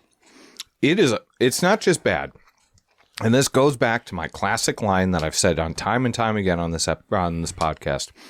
You can be good, you can be bad, just don't fucking bore me. And this movie bores me. Oh. And when I rewatched it, it bored me because I had it above the next film, I think, that comes up after this. You didn't this time, but on your old ranking, you did. On my old, I did. And then I, kind of rewatched them all, revisited them all. And I was like, no, there's at least that old charm to the next movie that we'll talk about that makes it better than this one. None of the actors look like they even want to be They were phoning it in. And it's like, this is a legacy franchise. This would be an honor to be in. Oh, wow. And none of them look like they want to be there. They literally look like they're falling asleep. Yeah. Zach Gallagher from Strange Darling. Fantastic actor. This was like his first film. Yeah, I don't think... Is it Zach Gallagher? You're very close. I want to give you props on that because normally I don't know who you're trying to even tell me. Strange Darling, Passenger. Yes. Yeah. Maybe he was in Jennifer's Body. No, he's a fucking Kyle Gallner. So actually, now that I look at his real name, you were way off. Yeah, pretty bad. So yeah, way to keep that streak alive, Corey. But no, Kyle Gallner is a fantastic actor, but he didn't do much in this film. Now, this is one of his first. I mean, he had to go up against Johnny Depp. He's no Johnny Depp. He's no Johnny Depp. I'll give him that. But I don't know. I like the guy. I think he's a fantastic actor. Yeah. Like Strange Darling was unreal. He didn't have much to bounce off on Rooney Mara either. Oh.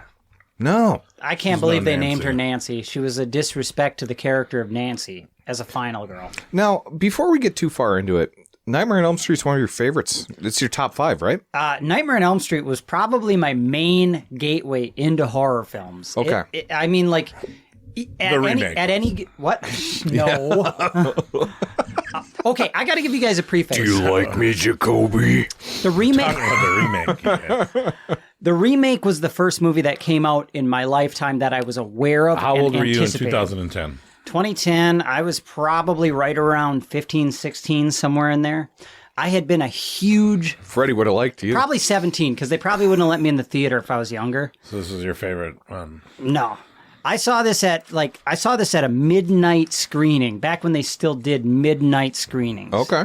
Me and a bunch of buddies got together. We went to go see it. I followed all the news leading up to this movie because I had never seen an Elm Street movie in the theaters. I went to the movie theater wearing my glove, wearing my sweater, wearing my hat. And I left in denial. I left you know how like sometimes like he's taking everything off as the movie goes on. He's just putting it in underneath his coat. Well, you leave a movie and you try and play these mental gymnastics to convince yourself you didn't see what you just saw. Yeah, I've been there before. Yeah. Like I watched it and when they okay. Honestly, and I give a lot of hate to 28 years later. Mm-hmm. But I get that there's some good stuff there, and I'm excited to revisit it before the end of the year episode, because I just want to, now that I know what I'm in for, maybe I'll enjoy it more. But I did feel like it coming out of that where I'm just like, no. This is such a departure from the first two films. What are you doing? You know, and I'm sure that's kind of what you're feeling like. Yeah. So what have you done? In my head canon, they address Fred, and I know Wes Craven's original thought was the worst thing that a human being could possibly be is a pedophile. But they cut that line, they cut that backstory to Freddy in the original. And you're arguing against that right now. Yeah, in my head canon, he's not a pedophile. He's a child murderer. Mm-hmm. So when you go into this movie and they basically spell it out for you, slap it on the table and say he is a pedophile. You didn't like that. You don't like that. You can't root for that as a villain or an antagonist. That was one of the few things I liked about this remake, though. That they had the guts to... That they brought it back because he was a hardcore pedophile in that first film.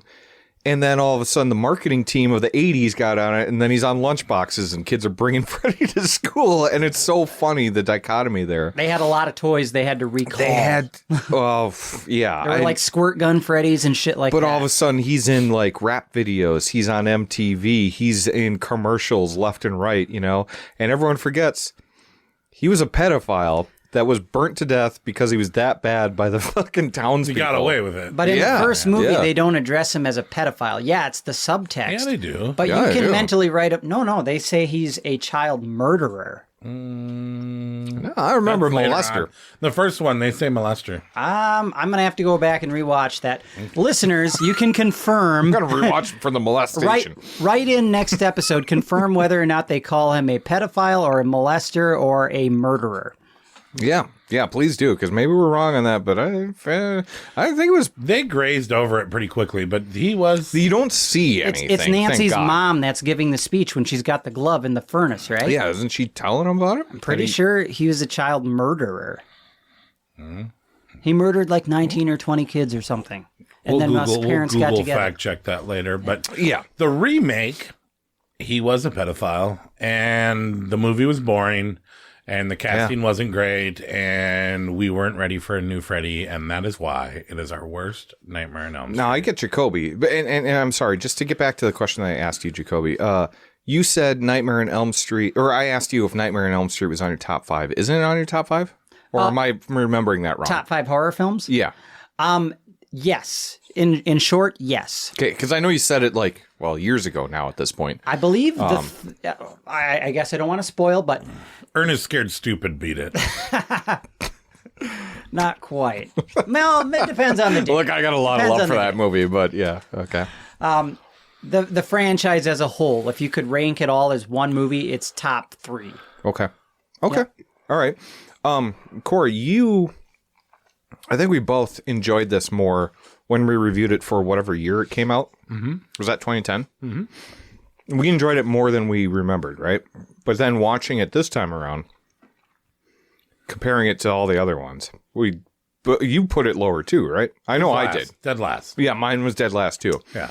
And I was surprised. And Jacoby did not acknowledge it, even though he had a lot to say about it. I didn't include it on my list because it did have a lot of positives. If New Line Cinema can disown it from a box set, I can disown it from the franchise. Oh, it was probably a rights thing, right? No, they own the rights to everything. It's just so hated by the fans, they don't include it. I did fact check that. There isn't a box set with the remake in it. No, there's not. So if they can disown it, I can disown it. But I always thought it was tied up in some rights or streaming or something like that. But, okay. So quick thing, going back to mentioning how it's boring, my thing is if you're going to do a remake, you have the opportunity to up the ante, right?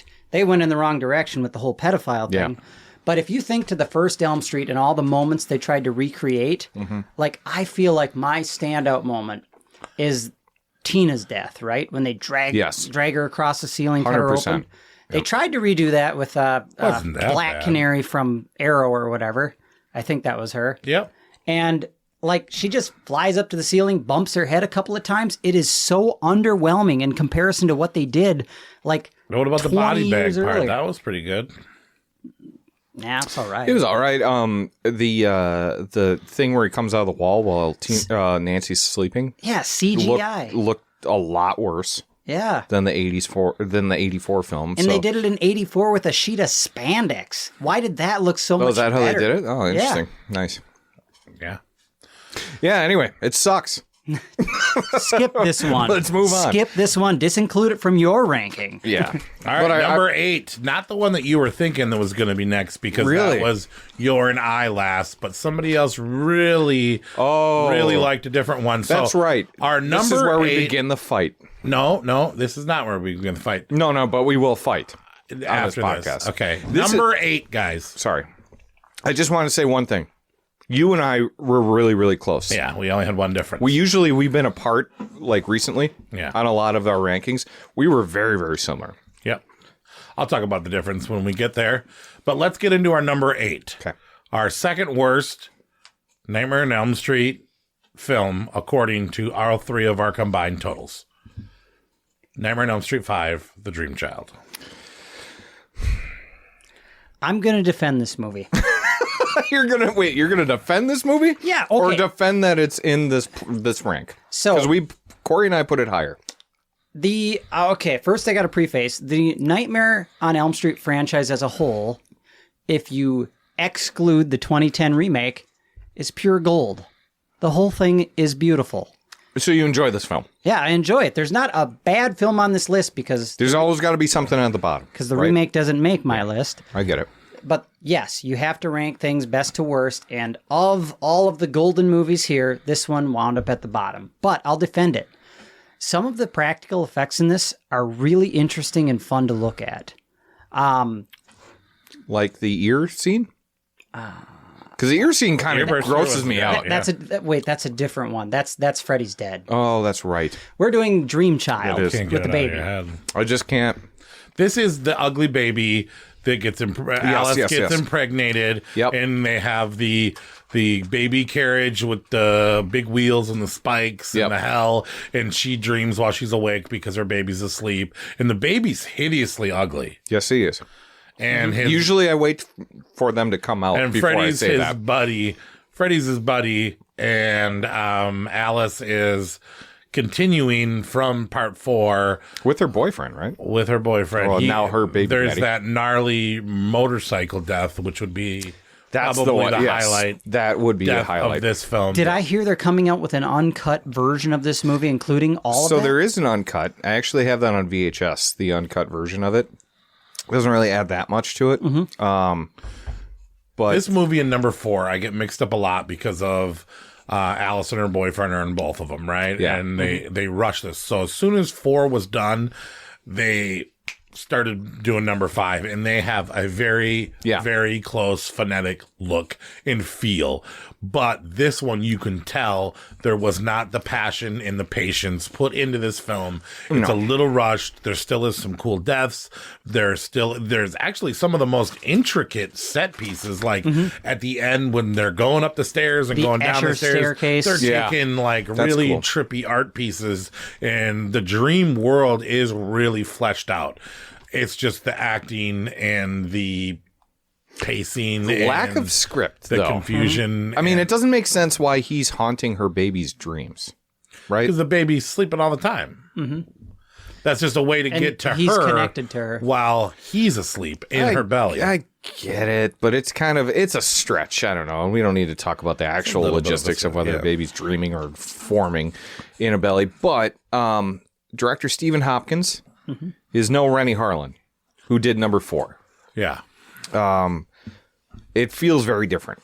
It feels kind of more direct to video. They blend together in my head because of the two characters that cross over that continue through it. But I feel like some of the special effects are really fantastical. Like in the finale sequence when like Freddy's coming out of Alice, that's pretty cool. All the heads and whatnot that are ripping out of the body and the whole set pieces.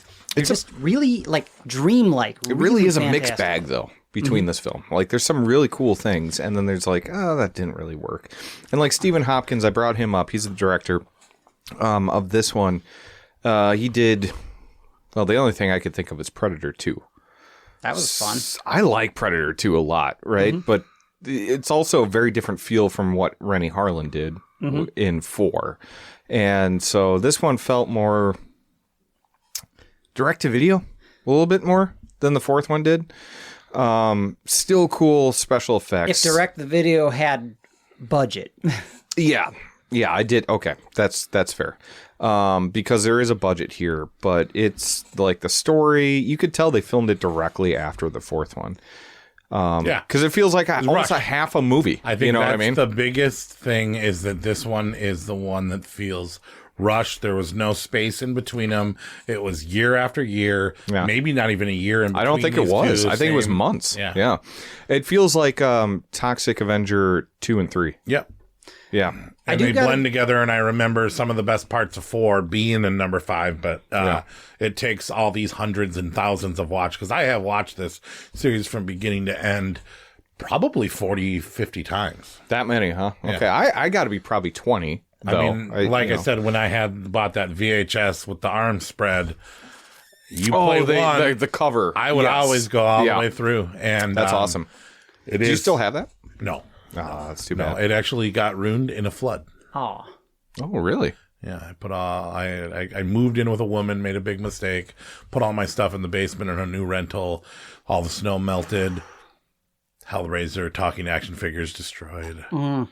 Star Wars cardboard cutouts curled all the way down to the bottom. It was devastating. That is a fucking tragedy. Devastating. VHSs destroyed. I am really sorry, man. Yeah. Well, things happen. So I got to give this movie a little bit of props, right? In the 80s, when you're having these franchises continue movie to movie, and it seems like each movie, they just wipe the slate clean, start out with new characters, and it's just the same villain doing different shit with different people, right? Yeah. This one has a lot of character growth and development. Alice becomes a mother. I want to say Alice, my personal opinion, might be the second best final girl in the franchise. One of the best in the 80s franchise is... I mean, I met Lisa Wilcox too, but I don't think that. Nah, she's super cool. She is very cool. I love her as a character. I think she's a great final girl, but... There's a lot of good final girls in this series. I think her status gets elevated because she survived. Yeah. You know what I mean? Like, I think that's something. But some of the writing on some of these characters, they really do go through arcs. Like, think of her dad. Have you always had that tattoo? Oh, this is new. I'm sorry. I was just like, I'm seeing you flail your arms around while you're talking. And Is I'm it a like, Kruger tattoo or something? That's what I thought it was for a second. I was like, it's crazy. Oh, he showed me that. That's Christine. Oh, that's awesome. When did you get that? Beginning of November. Oh, okay. Wow. So yeah. To new listeners, I'm a huge car nut. I have Christine 58 Plymouth. Oh yeah. So I got the V emblem on the outside of my wrist, and on the inside I got a 57 version. I did not mean to derail the entire podcast, but I was like, wait a minute. Coming back to characters, sorry for the side quest there.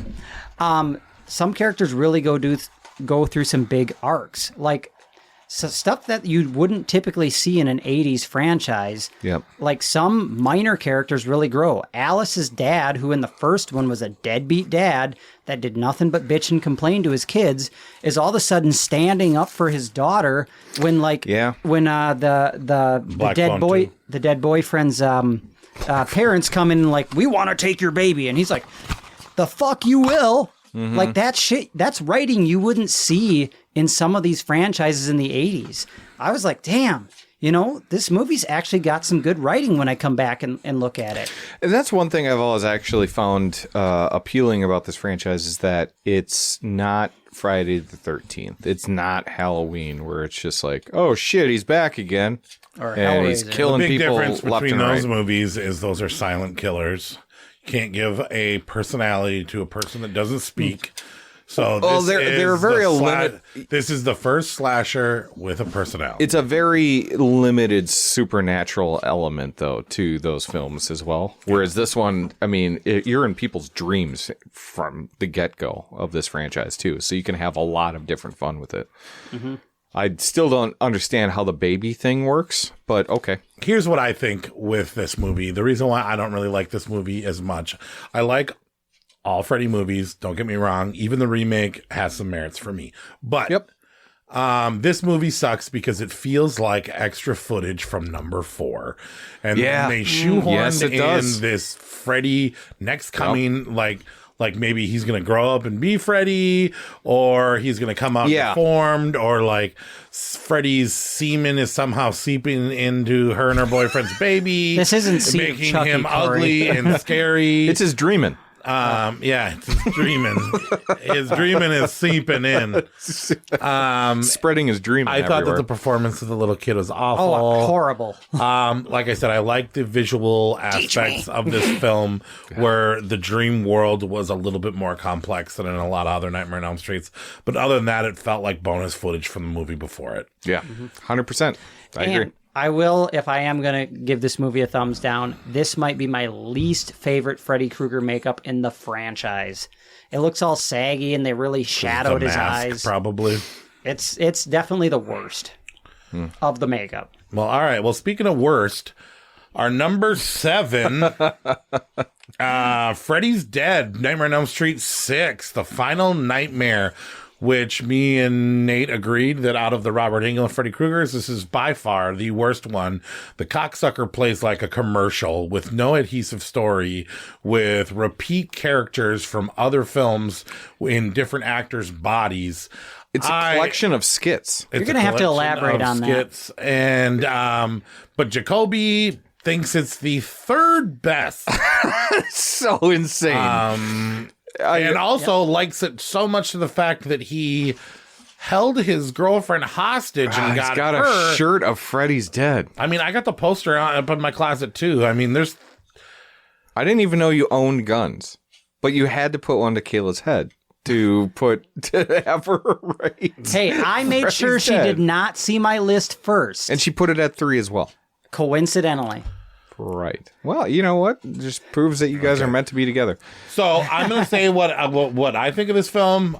Nate's going to say what he thinks of this film, and then you are going to have your opportunity to defend us and explain to us, because we are wondering why you like this film so much. Mm-hmm. Okay. Like I said, this movie feels like a made-for-TV special or a collection of skits. Yeah. Freddy being his wackiest, weirdest, and I think it's got some of the driest acting on the planet. I think they rehashed the Dream Warriors, kids in an asylum, but they found uninteresting characters. They added a Freddy's daughter, Freddy's son, shoehorned in that plot. That they I mean, whatever Wizard of Oz stuff in there, which I like to see. Which I would like, it's a great trailer. I'm sure the trailer looked fantastic, but it became the 3D movie that's only 3D for about 10 minutes. The final 10 minutes, which is fine. I can forgive the gimmick that was popular back in the day. I can forgive that. It looks like shit, but I could still forgive that.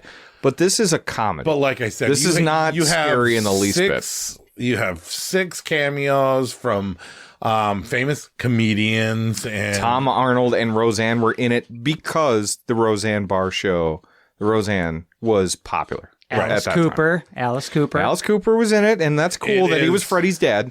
I will give it that. 100% producer driven, schlocky bullshit to sell merchandise. 100%. Yes. I think this movie was made literally to sell merchandise, so it is an hour and a half long commercial. Freddy's in it, so it's great. They spent way more time trying to honor the pop culture aspects of the franchise with this is your brain on drugs bit, which was a famous thing back in the because this is 91 90 94 I think. Is it that late into the 90s? 94. Okay, so I mean that was the DARE program slogan by far. Oh, you see the DARE logo several times throughout this movie, which makes sense. It's of the time, and that's the one thing that I actually enjoy about the film is it does take me back to the early 90s. Very 90s. Yeah, this is the Power Glove, the Nintendo Power Glove. My least favorite scene in the entire franchise. I don't know if it's the least favorite scene. The video game one? The video game, him bouncing him up and down. I absolutely hate that. Definitely do not like the Wizard of Oz shit. Him being a witch is would have so been a great poster. Silly. I'll get you my pretty and your little soul too. Yeah, that's just so far out of just out to lunch in this entire franchise. And I will Corey. 3, 2, 1, we're going to name the best scene of this movie, though. Okay? You know what it is. I know what it is. 3, 2, 1, the map scene. The map says we're fucked. The map says we're fucked. That scene's great. Where he's just he's in the back of the van. Like I said, it's almost like but Freddy's hosting why do we like Freddy. that? Why do we like that? Because it's funny, right? This movie plays as a comedy. This is not a horror film anymore, and... Freddy jumped the shark. Freddy 101. 1, 2, 3. Freddy sailed the sea. Yeah. What the fuck? And there's nothing scary. It's almost, it feels kind of kid-like. Well, and then also, this is a Freddy Krueger movie where it has the 3 kids that visited, but yeah, all the kids are dead. That is the one thing that feels weird about this version of Springwood. The town just feels so divorced from the world that came before. Okay. Yeah. It feels more like... Yeah. It feels more like a made-for-TV movie, dude. But Children of the Corn your film number or something 3, like that. You said you were going to explain shit to me. I don't know, visibly... maybe upset for 25 minutes after I got your list. I want to know why this is the third best. And sorry, before we go on, we always forget to, just for first-time listeners that do this, so we submit our lists individually on whether we're doing a year or franchise, whatever. We submit our list individually. Corey's got a super-duper ranking system where he assigns points to where we've rated them in our lists, and then we build a master list off of that. So Jacoby had this at number 3, which is a very big point given on this. And Box would have pointed that out. And this was our bottom to last? Second to last on both of ours. But his third, why? Okay. Don't, now, just breathe, relax. You're not on trial. I feel like I'm on trial. And tell me why this movie is the third best Freddy movie. I want a lawyer. Explain yourself. Okay, so I will say my ranking is biased.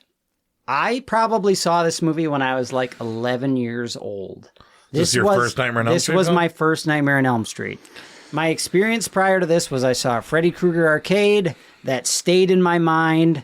I saw the Freddy vs. Jason trailer, and this Freddy's Dead was the first VHS I was able to get my hands on.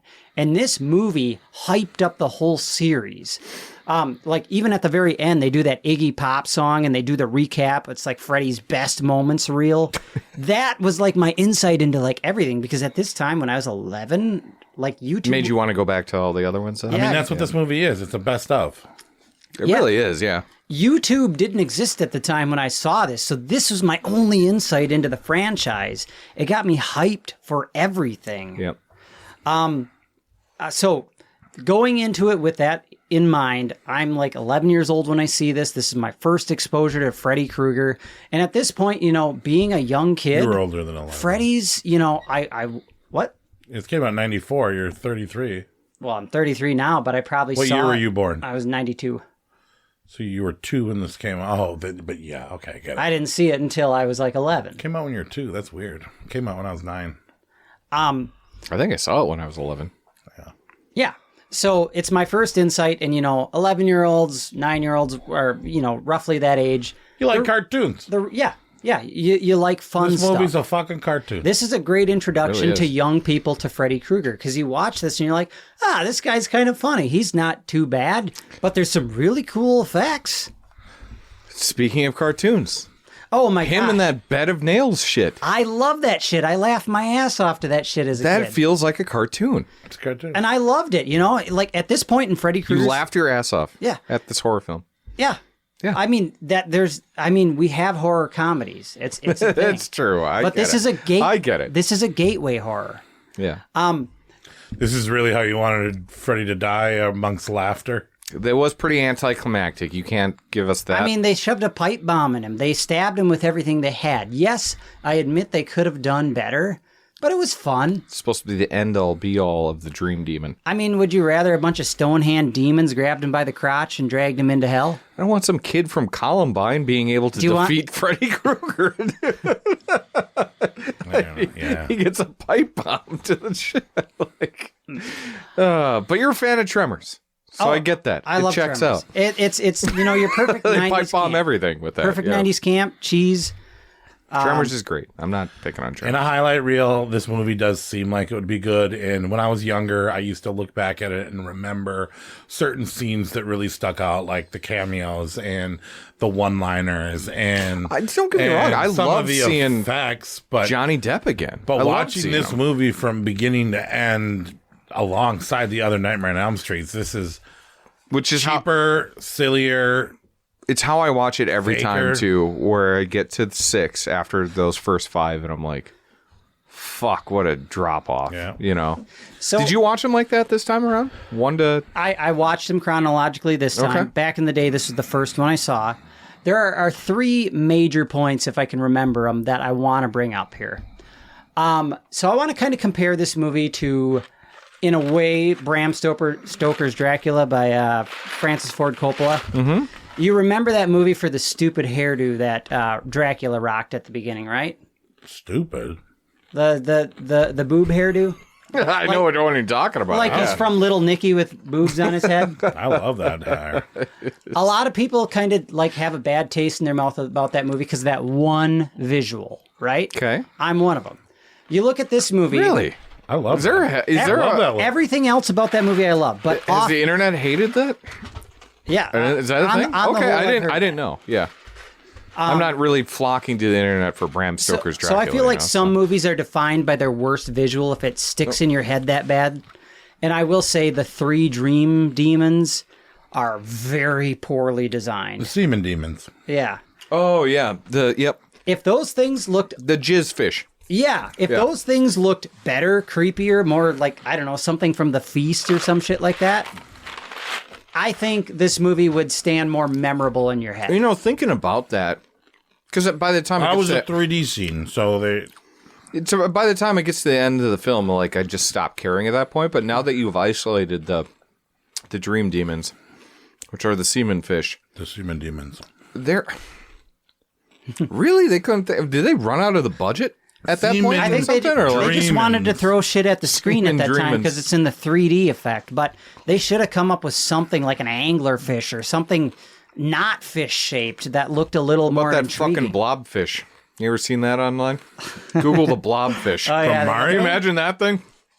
Yeah, it looks like the fish from looks Mario. like Rocky after a fight at the end of a film. It's like the fish from Mario 64. It kind of does, yeah. So I think that worst visual stands out in people's mind and really drags this thing to the bottom of the ocean like an anchor. This movie is fucking clown shoes. Yeah. But going off of Freddy's franchise, at the beginning of this movie, they establish he's killed everyone in franchise. So at this point, Freddy's bored. He's having fun where he can. He's laughing. He's playing the Wicked Witch of the West.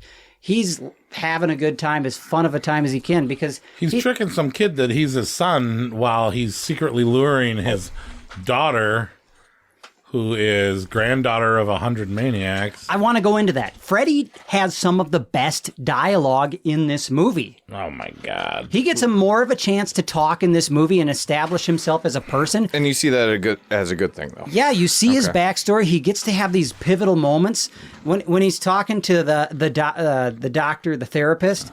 You know, he's going, first they tried burning me. Then they tried burying me. That was Freddy vs. Jason. No, that's this one. That's this one. He's going into his whole backstory. You see Robert Englund without the makeup a bunch of times. And there is one of the best lines and best visuals in this movie that establishes it as a nightmare on Elm Street. When he's crawling out of the basement there and he's got the smoke billowing behind him in the sky. And like his daughter's all like, this isn't Elm Street. You can't come here. He's like, every town has an Elm Street. And it's one of the most powerful visuals in the franchise. I will give you that. That was a pretty cool scene. When I saw it in the trailer. Well, no, you didn't see in the trailer? All the catfish with AIDS that they put at the end of this film. Wait, what? the dream demons. Yeah. The semen dream. Yeah, it's just a catfish with AIDS. So I probably had another point, but I'm just going to leave it at this. If you're a young kid and you're curious about Freddy, start with this one. Do not start with this one. Hey, do not. How young? Are we talking 8? I saw. I'd let an 8-year-old. I saw watch this it. at 11 before Freddy was a fucking pedophile. He was just a murderer. He was another slasher. He didn't I don't think you should fucking start with touch kids' peepees. Okay. That's a hot take. Jacoby, come on. Jacoby, I got all the respect for you in the world. I think you're a great guy, and I actually, when I think about you, when I think about Nightmare on Elm Street, you come to mind. Okay. Also, this movie has a banger of a soundtrack. I'm trying to give you all the respect in the world and let you speak and I your love the piece. characters. They're fun. The Carlos But do not tell our chalkboard scene. listeners to listen to this one first. that is a bridge too far. I love all the characters in this. You said they were like redos of others. I love the characters in this. Carlos, Spencer, all of them. They're fucking Dream John Warrior Doe. rejects. Did I say that? Because I don't even remember the characters in this one. I said that I was going to say, like, rehashed because they are Dream Warrior rejects. They are just shitty versions of the Dream Warriors. Somehow the wizard kid made it in, the D&D character. Well, yeah. but we couldn't pick one from here. So Yeah, you got okay. a handicap hearing kid, and now you got a handicap couldn't walk kid. Yep. No, I got it. You got a fucking angry stoner. Yeah. He's just white instead of black. And you got a really roughed up, been through a lot, drug addict that turned into a battered child. It's true. It's all rehashed. I hated the character of his daughter. I hated the fact that she was that old and didn't see this shit coming. I do think that the character, the main boy character, Shoho or whatever his John fucking Doe. name- John Doe. Kind of looked like you, but I just thought, well, his real name is like Shoho. If I was more fit and could stand the chance of being in some fucking modeling magazine. But anyways, I'm almost to my fill on talking about Freddy's Dead. I don't hate the movie. I think that after you've seen every other Elm Street movie, that this is like a little bit of junk food, a little Freddy junk food. But this is the equivalent of searching on YouTube Freddy moments not in the movie. And then you're going to get this movie. I do think that this is almost a bigger travesty to the series than the fucking remake is. Look, I'll be the diplomatic one. Please, listeners, let us know where you stand, because Corey and I put this as our second to last. I think it's a clip show of Freddy moments. Yeah. And of Freddy comedy moments. And Jacoby's out there saying, this is the first one. This is your go-to one to watch. To make you love Freddy. It's one of the ones that we're on ends of the spectrum more on repeat here. than any. Yeah. Right? But if I was to kind of drag this one down, we're dragging it out is what we're doing. Yeah, I just want to hear and see what people say about it, because it is a crime they wiped the slate clean and didn't continue with Alice's story, which Peter Jackson wanted to do with this one when he wrote a treatment. So I didn't know that. He wrote a treatment to it? Yeah, he wrote a Nightmare on Elm Street 6, The Dream Lover is what it was going to be called. And it's something to the effect of Freddy has been so defeated that he's being bullied in his own dreams. I'm glad that didn't happen. So I don't want to see him. I don't want to see him bullied, but I would love to see a Peter Jackson Freddy film. I mean, in that era when he's doing Get Alive and such. All right. Number 6. Our number 6 Nightmare on Elm Street film. Wes Craven's back. Wes Craven's New Nightmare. Awesome to have Wes Craven back. He was thinking about Scream. He was thinking about taking the movies out of the movies, putting them in real life, making everybody self-aware of the films in the film in a new world where actors play themselves and Robert Englund gets to be Robert Englund and Freddy Krueger, Heather Langenkamp gets to be Heather Langenkamp because we killed her in the third one without his permission. He didn't want to he sold all the rights to Nightmare on Elm Street so that he could get Nightmare on Elm Street 1 made, but at the cost of selling all the rights to when the film was over. Okay, now they want him back. We want a real Wes Craven thing. They pull him out of the movies. They give him a hand that looks like the cover of the first movie. And Freddy Krueger leaps out of the television and plays with Miko Hughes, who is the dead kid from Pet Sematary, which honestly, knowing him now or seeing him and watching this film made me like the film less because I hate that kid. Corey and I have a personal story. If you ever meet us out in public, we'll tell you the personal story of... God, we got to go to more cons just so we can hang out next to Miko Hughes. It was fucking unreal, and that's all I think about, too. It was unreal. But anyways, Heather Langenkamp's back. She's an adult. She has a kid. Her kid is a pervert. She's married to the guy that helped, make the movie.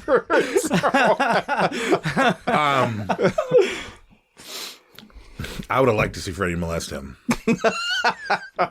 I don't know. I don't endorse this. Everything we learned, it probably would have been the other way around. Anyway, crazy idea.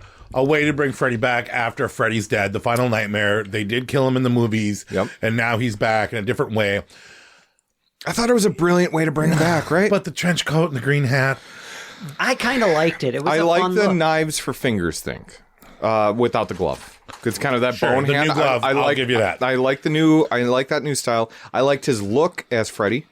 The trench coat and the green hat. No, the scarring. I'm talking about the facial stuff. I like the knee-high boots and the switched up. They kind of almost reversed the guy was on the shirt. Clean. Okay, now he's in the real world and he doesn't have a stain on him. Here's the thing, though. He's not. He got serious. He's not really Freddy. He is a imagined version of him, right? So it does kind of make sense a little bit. He's a demon that latched on the entity. I didn't notice it until I bought these things on Blu-ray, and I've watched them since. And that green hat does bother me, and I don't know why it does, but it does really bother me. I kind of love it in that sequence when they're in the hospital room and he rises up behind the babysitter. That's where I hated it the most. I fucking loved that. I love the scene. I don't love the green hat, the outfit. Yeah, but it was a better remake of Tina's death than the remake did. Cat. Yeah. They drug her above the ceiling and shit too. You see, when they did the remake, they should have tried to up the ante. Again, the fucking so he looks kind of stupid, whatever. And I still think that this is a brilliant way to make a sequel. and honor the original franchise while making something new. The whole bed is a portal. Yeah, the whole bed is a portal into the dream world is cool. I thought was really cool. I think that he was operating on a different level on this one. I didn't really like so fun. Robert Englund playing Robert Englund because you know damn well Robert Englund's not just sitting around painting all day. I don't know, man. I could see it. You couldn't see him doing that? I can kind of see it. He seems kind of professor-ish. He's chilling on Freddy money. He probably is. He can sit in his house painting or go to the beach and go surfing and do whatever the hell he wants. Yeah, I just thought it was a fun way to revisit the franchise. Hey, we've done it all. Let's have a nice, a fresh take. And that still gives you what we want. We're honoring what came before, but doing our own thing. Yeah, what were you going to say, Corey? My favorite part of New Nightmare is when Heather Langenkamp's being interviewed and they're like, we got an old friend, Robert Englund. And then he comes out and he's like waving in the lights. Yeah. And he's like, yeah. I like that Freddy Krueger. Yeah. I don't know. I always remember liking this movie more than I watch it. And then I remembered Miko Hughes. And then I'm also remembered the flaws in this film. I don't know. Wes Craven did it. You give him the benefit of the doubt that it's smart. I don't know. Oh, and it's great to see Robert Englund and Bob Shea in this movie as themselves in the Hollywood movie world. And Wes Craven. Is it? Or did I not say? What did I say? Great? You said Bob Shea. Bob Shea. Who did I say before that? Robert Englund. Oh, shit. I meant Wes Craven. My bad. Well, I mean, they were all kind of, Yeah. I mean, I don't know. Like I said, interesting way to get it back. Yeah. For Wes Craven to claim back his thing and not have to acknowledge the movies that he doesn't like, and to get Heather Langenkamp back in there. I'm attracted to older Heather Langenkamp, all that stuff. I don't know. When I watch it though, I always give this one a pass in my memory, and then when I watch it, and I'm like, this thing is flawed. Old Langenkamp is nice. I did the math in this. From the 80s and 90s. She was 30 years old when they made this, and I thought, she's 30, I'm 33. I can just see it. Yeah. Okay, that's my fantasies. Yeah. Not relevant here. She was looking What good. a babe. She'd give a dog a bone. Showing. Speaking of giving a dog a bone, number 5, Savage Rank Nightmare on Elm Street Christmas Sweater Special. Freddy versus Jason, and this is where me and you disagreed, where I had Freddy vs. Jason above New Nightmare, and you had New Nightmare above Freddy vs. Jason, and this was our only difference in our rankings. And that's still pretty close, though. Here's where it lies, because he liked Freddy vs. Jason better than New Nightmare. But Freddy vs. Jason, it's a Jason and a Freddy movie. It's not truly a Freddy Krueger movie. It's a shared film. But haven't you seen this movie like 100 times or something like that? The day that it came out, I saw it 3 times. I remember all 3 showings at London Square Cinema. I remember when we covered it on this year. I remember you talking about it. 3 of them, and or was it the Friday the 13th franchise that we did? Yeah. Okay. Freddy vs. Jason, super lot of fun, a lot of gas, a lot of budget, a lot of. I mean, a girl from Destiny's Child is in it. There's things that make me cringe, and you can see that Robert Englund is visibly getting a little too old for the role. Yeah. Pot smoking caterpillar I don't like. I was rooting for Jason in this film. Yep. I think that this, I mean, this plot line is more of a Nightmare on Elm Street story, but I feel like Jason stole this film from him. The only thing I'm going to regurgitate from when we talked about this in the Friday the 13th franchise episode. So if you want to hear, I'd kind of like to give Jacoby the floor, because we've already kind of talked about this a couple times already, and we both have a lot of love for this film. I still find that it's so fucking smart. Same old Nate. Been dead for a day and you're all getting smashed. But I think it's just so smart, the way they bring back Freddy and Jason to it. Yeah. Everyone forgot about Freddy, so why would they dream about him? So he resurrects Jason to do his killing and remind everyone of Freddy, so people start dreaming about him again. That's a simple fucking thing. You want to know something fucking funny about this movie? Smart. It's so smart. Jason kills about 15 people. Yep. Freddy kills 1. Technically 2 if you count Monica Keena's mom. Okay, well, either way, it's not very balanced. No. Freddy kills everybody, bro. But the fight, one could argue... Jason kills everybody. Yeah, especially that cornfield scene, which is fantastic. But you can argue that, oh my God, they're going to fight? That is so stupid. But the end fight's pretty cool. It's awesome. It's very when cool. Jason drags Freddy through the side of a cabin. Yeah. Oh, that was windows beautiful. and walls and all. Fucking awesome. This is the WWE match you wanted to see. Yeah, but it's not like... It's silly, but it's like you're all in at that point, you know? This it's was not practical bad. stuntmen doing some really cool shit. Do you guys ever hear about the scripts that they were coming up for this movie before There's it got so made? many, yeah. There was some really bad concepts. Yes, there it was were. Like, Well, weren't they all pulled from different versions of the comics? I don't know. I heard stories where it was like, oh, this is a copycat Freddy Krueger in our real life that think, you know, they're trying to do like people that think they're... I can't get into it, but they were some bad scripts. The fact that they honored the canon of both films as much as they did is incredible. Wow. But I will say, when Freddy died from fire. That was Jason dumb. died from water. How can we use this? That was you so can't, dumb. bitch. You can't. It doesn't have anything to do with it. Somebody just noticed the coincidences and they tried to make it fucking special. With Well, they said that like they were going to set something up, but then they didn't even use it. Yeah, they didn't use it at all. Oh, Freddy got scared because somebody lit a fire and Jason can't cross a stream of... Jason's a vampire in this one. He can't cross a moving stream of water. Jacoby, where'd you put this one on your list? On my list, I have it at number 5, which actually surprised me when I wrote the list. So that's kind of like getting close to where we put it then. So we're all kind It of was in that my same 5, area. it was your 6. Yeah. Yep. So with my thing, I was like a young kid in Best Buy, and they were on laptops. They were showing just trailers for movies, and this was probably circa 2003 when I saw this, when the movie came out. Yep. And I don't even know how old I was at that age, probably 10, 11, something like that. 2003 or whatever. I was 11 years old at that point. The concept of bad guy versus bad guy had never crossed my mind at that point. So when I saw that trailer, it really hyped me for this movie. And then I saw Freddy vs. Jason, so I was a Freddy fan from there on out. Yeah. But just getting to see these guys fight and it being everything it was, I must have watched this movie on repeat over and over.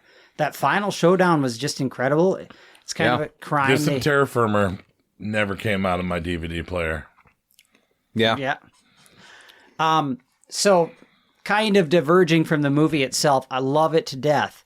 But if you're ever looking for a sequel to like the Elm Street or Friday series that is in canon with this movie, I cannot recommend enough the graphic novel comic series Freddy versus Jason versus Ash, yeah. of the Evil Dead series. They did 2 graphic novels. But Freddy's Dead is better than this one, right? I guess on my list, I do have Don't that. answer that. Don't answer that. My one issue with this movie is there's some parts of it where Gonna get it, bitch. Come and get it. Come get some. It meanders a little bit. It does feel very early 2000s, and while some of the character interactions are fun to watch, some of it just feels like it's just burning time, you know? Really? Like, is this like 85 minutes or man. something It's like Freddy that? versus fucking Jason. Okay, when you have 2 episodes on TV, do a, what do you call that? When 2 TV shows join together. A crossover? Oh, crossover, yeah. It's a fucking crossover. It is nothing but fanfare. It's not supposed to be riveting. It's supposed to just appease fans. And that's what it did. Piggybacking off of what you're saying, though, I'm still impressed that this was way more cohesive story-wise than it could have been. Mm-hmm. It could have been very, very, very dumb. Yeah. And instead, it's just like, we know what this is. They threw a lot of money at the wall. And this is one of the first times. But it's fun. It's super fun. Yeah. This is one of the first times they bring Pamela Voorhees back, and it's not even a Friday movie. Well, his dream. His dream. Yeah. But it really cements That's all like he knows. Jason as that mama's boy type of character. It Do you think brings this some is of that more of a Nightmare on Elm Street movie than it is a Freddy movie or a Jason movie? It's definitely more of an Elm Street movie. They even make a point to show, you know, Freddy's greatest hits reel at the beginning when you see Robert pre-burns and such. They did the same thing with Jason, though. They showed all him throwing people in sleeping bags, knocking them against the tree. And it actually kind of justifies... And you got that naked girl on the dock. And oh, God. Fucking 11-year-old Jacoby rewatched that scene several times. Jesus. I think that part of the Something VHS about was, a busty was all redhead, static right? and wore out. No, she was cold. She was cold on that dock. But I don't know. I think this movie's great, but it is fanfare, and I always knew that that's what it was supposed to be. It's a horror action, with two juggernauts fighting against each other. Yep. Some of the teen stuff didn't hit as well, but when it came to Freddy vs. Jason, the Freddy vs. Jason shit was fucking top notch. So I know you want to move on, but I know you're a Hellraiser fan, and you definitely got to kind of chime in on some of the scripts that would have been but couldn't be because of rights. Well, what do you mean? Oh, well, at one point, Pinhead was part of the script. Oh, yeah. I forgot about that. I'm glad that doesn't happen. I think it would have been great. It really connects the slasher verse, you know? That would have been a lot to deal with, I think, if Hellraiser came. But that would have made everything kind of make so much sense, you know? They're just all demons. Well, he's bringing back demons. Yeah, that would have been... Yeah. So I would have rather seen that than an Evil Dead crossover, to be honest. But they really wrote that graphic novel and I haven't read well. it. I have not read it. And the sequel's really good, too. They bring back Tommy Jarvis. They bring back Lisa from Freddy's Dead. They bring back Heather. But then what? Freddy and Jason are Deadites? You're just going to have to read the book. Okay. I'll borrow it to you. All right, number 4. Nightmare on Elm Street, Christmas Sweater Party. Number 4. just keep saying the title over and over. Go on. Nightmare on Elm Street Part 2, Freddy's Revenge. I guess number 4 is not bad for this spot. A lot of people either really don't like this one or they really do like this one. Really so like it. The person who took over reins for Wes Craven said, you know what? I think we got a really cool character here. I think we can make a lot of money. Yep. I'm not going to pay attention to the first movie. In fact, I might not even watch it. Instead, it's very different. I'm going to turn this into a gay horror movie. Which he claims that he accidentally did, but I'm sorry. There's bondage sex. There's butt whippings. There's coming out of yourself. Well, there's a gay bar. I mean, there's a gay bar in it, yeah. So it is kind of like the cruising of the the Nightmare on Elm Street franchise. Remind me to come back to this at a later point. Bob Shea, the producer of Nightmare on Elm Street, the head of New Line Cinema, has one of the most interesting character arcs in the franchise. I'll come back to that later. Okay. Yeah, okay, so it is the gayest movie in the franchise, but it has also been pretty... Just the music from it, too? Yeah. So you're playing that? But I clean my room But now. it is not like such a... They claim that they did it on accident. That the guy who played Jesse was like... I think the homosexual angle of it is a little overblown. Overblown. And the whole coming out aspect. But it is a gay horror movie, for sure. Yeah. But I do think it's been a little inflated over the years of like people were like, oh no, they did this all on purpose. And I remember the first couple times I watched it, I didn't catch it. I did not catch it either. That's what I'm talking about. Ever since Scream Queen, that documentary about Jesse who played the thing. And now when I watch it, I am like, you're telling me that they didn't do that? They didn't realize? I see where you're going with that. I think, okay, so there's the whole like homosexuality closeted first stuff. Male Scream Queen in history of the world. Wait, hang on. Evil Dead came out before this movie, and he's not a Scream Queen, he's a final guy. He was a Scream Queen at that point. There's a difference between Scream Queens and a final girl. Okay, for the listeners, elaborate on what that is. And a final girl. Ash still has got to be... Ash is a final girl. Yeah. Jesse is a Scream Queen. Ash never screams. never runs. It's true. Well, no, he screams quite a bit, but it's not in the same way Jesse does. Definitely not. No, Jesse really lets it out. He belts it. Yeah, he's screaming. He is screaming. I think that this is the scariest of all the Nightmare on Elm Street films, and the most beautifully awkward. There is some weird moments, but I guess this is the Freddy. Maybe I shouldn't say this is the bird scene is silly. It has some of the best terror. Oh, the movie or the bird scene? The movie. Okay. I think Yes. I think Freddy has never been scarier in the franchise than where he's at. Freddy in this movie. is peak horror in this one. Yes. After He this, terrorizes. he starts laying on the dad jokes a little bit too much, but in this one, he's very genuinely straight. a force to be reckoned with. Yeah. He's playing it straight. Even he's torturing that poor boy. Yeah, and when he crawls out of him, I love that special effect. I love it so much when he crawls out of his friend at the end, and or not his friend, but he crawls out of Jesse at the end to kill his friend, and then he starts fucking killing everyone at the beach party, the beach party, or the pool party. Even his line then, "You're all my children now," like that's still intimidating. It's a massacre. It is, and it's so awesome. I kind of wish it went a little further, like the cornfield scene of Freddy versus Jason. That would have been awesome to see. But there's not one scene in this film where he's putting on a power glove or doing cracking jokes or anything like that. It's a horror movie. It's a horror movie. Yes, it is. It is a horror movie. Horror.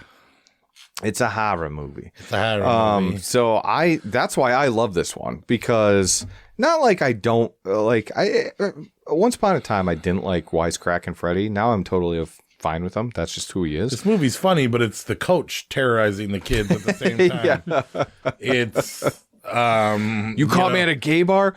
Go to the high school in the middle of the night and run laps. It's the scream cleaning his room and his weird old dad from Return of the Living Dead. Yeah. It's funny in a traditional horror movie way. Yeah. The only downside of this film, I think this is my third favorite. But the only downside is that it goes so off kiltered from the canon. The specs of this movie don't make sense for the rest of the series. It feels very one-off. I heard Heather Langenkamp actually in person in an interview at Crypticon several years back now. She basically said at that time they didn't know what they wanted the Elm Street franchise to be, and she, I quote, said they wanted it to be a haunted house type film. It was the house that was haunted. Freddy was haunting that house. Oh, interesting. Freddy's house on Elm Street, which makes sense because there's way more supernatural stuff. She also says that in Never Sleep Again, the documentary. The 4 hour. Yeah, I watched that a few years ago. They didn't even ask her. She was like, "How come they didn't ask me?" And she goes, "They never thought about it for a second." Yeah, which makes sense because there's a lot of supernatural stuff that happens in the real world. And I love Nancy, but Nancy is not the main character. Freddy is, second of all. And more important than Nancy, Freddy is more important. More important than Nancy, the street. More important than Nancy is, the parakeet. The parents that murdered him. And if you look at the whole series, John Saxon and all his nun people, mom. Oh, yeah. Yep. Nancy's up there, though. Freddy's got 100 dads. Nate doesn't even have one. Not anymore. Thanks for reminding me. Well, no, you know how many kids that don't have a father? Yeah. And Freddy's bummed because he's got 101. That's a lot of Father's Day gifts, man. One of those had to be all right. Papa. Okay. Anyway, so we put it at our number 3. Yeah. I got to bring up a couple more points though. How did it go down? As interesting as a final guy or scream queen that Jesse is, the movie gets bored with him. Freddy takes over him, and then his girlfriend in the last act becomes a main character. That's why I don't think it's solely intended to be a gay film. Because of the love of friendship, they never kiss. Yeah. The love of She just friendship. says, "I love you." It's just like The special effects during that scene are good, but the writing it's is a kind friendship, of dude. nah. Okay, I see that a little bit. Myers is my girl. Oh, you like her? Yeah, I forgot about that. You're a sucker for redheads. There's a lot of redheads in Nightmare on Elm Street series. Sorry, I kind of derailed it, but No, you're all right. It's fine. Number 2 is a little bit, one-off. It does feel like a one-off. Some people think that it's a misstep right at the beginning, but you have to feel things out and figure out what you really have. I just don't get why people have absolute hate. Where'd you put this? Number 6 or something ridiculous like that? I actually have it at 6. Yeah. I definitely love it. It is one of the best Freddys in the franchise, but there's just moments of it that just kind of feel meandering. Does it confuse you? Yes, I'm Sexually? questioning my sexuality right now. Why do I find you both so attractive? Do you want to slap my butt with a towel in the shower? I just don't get. There's actual hate for this film 50 push-ups. in the It franchise. feels different than all the other ones. and I 50 think that's the push-ups. Yeah, but doesn't it make it kind of like unique and fun? It is, and It's that's not stale. That's one of It's the great refreshing. things about And it. it's one of my favorite ones to go back to. But it just feels outside of the story. It's like the side story. It's like you've got the main quest and then you've got the side quest. This is a side quest. I used to not like it when I was a kid, too. My maturity and my extensive horror knowledge is what made me like it more. And like everyone goes back to how silly the bird scene. It's like I forget Freddy about gets that. It wasn't the bird scene. Freddy gets revived by flaming dog piss. It was Jesse when I was a teenager. I didn't like Jesse, but now No one liked I love Jesse. Jesse. He is kind of, he doesn't have that style. Gay or not, I don't power. think anyone really liked Jesse, to be honest with you. He was kind of a Freddy's annoying the- character. Freddy is Better the than that star of guy, this and Freddy's movie. dead, I'll tell you that. John Doe has more star power than Jesse.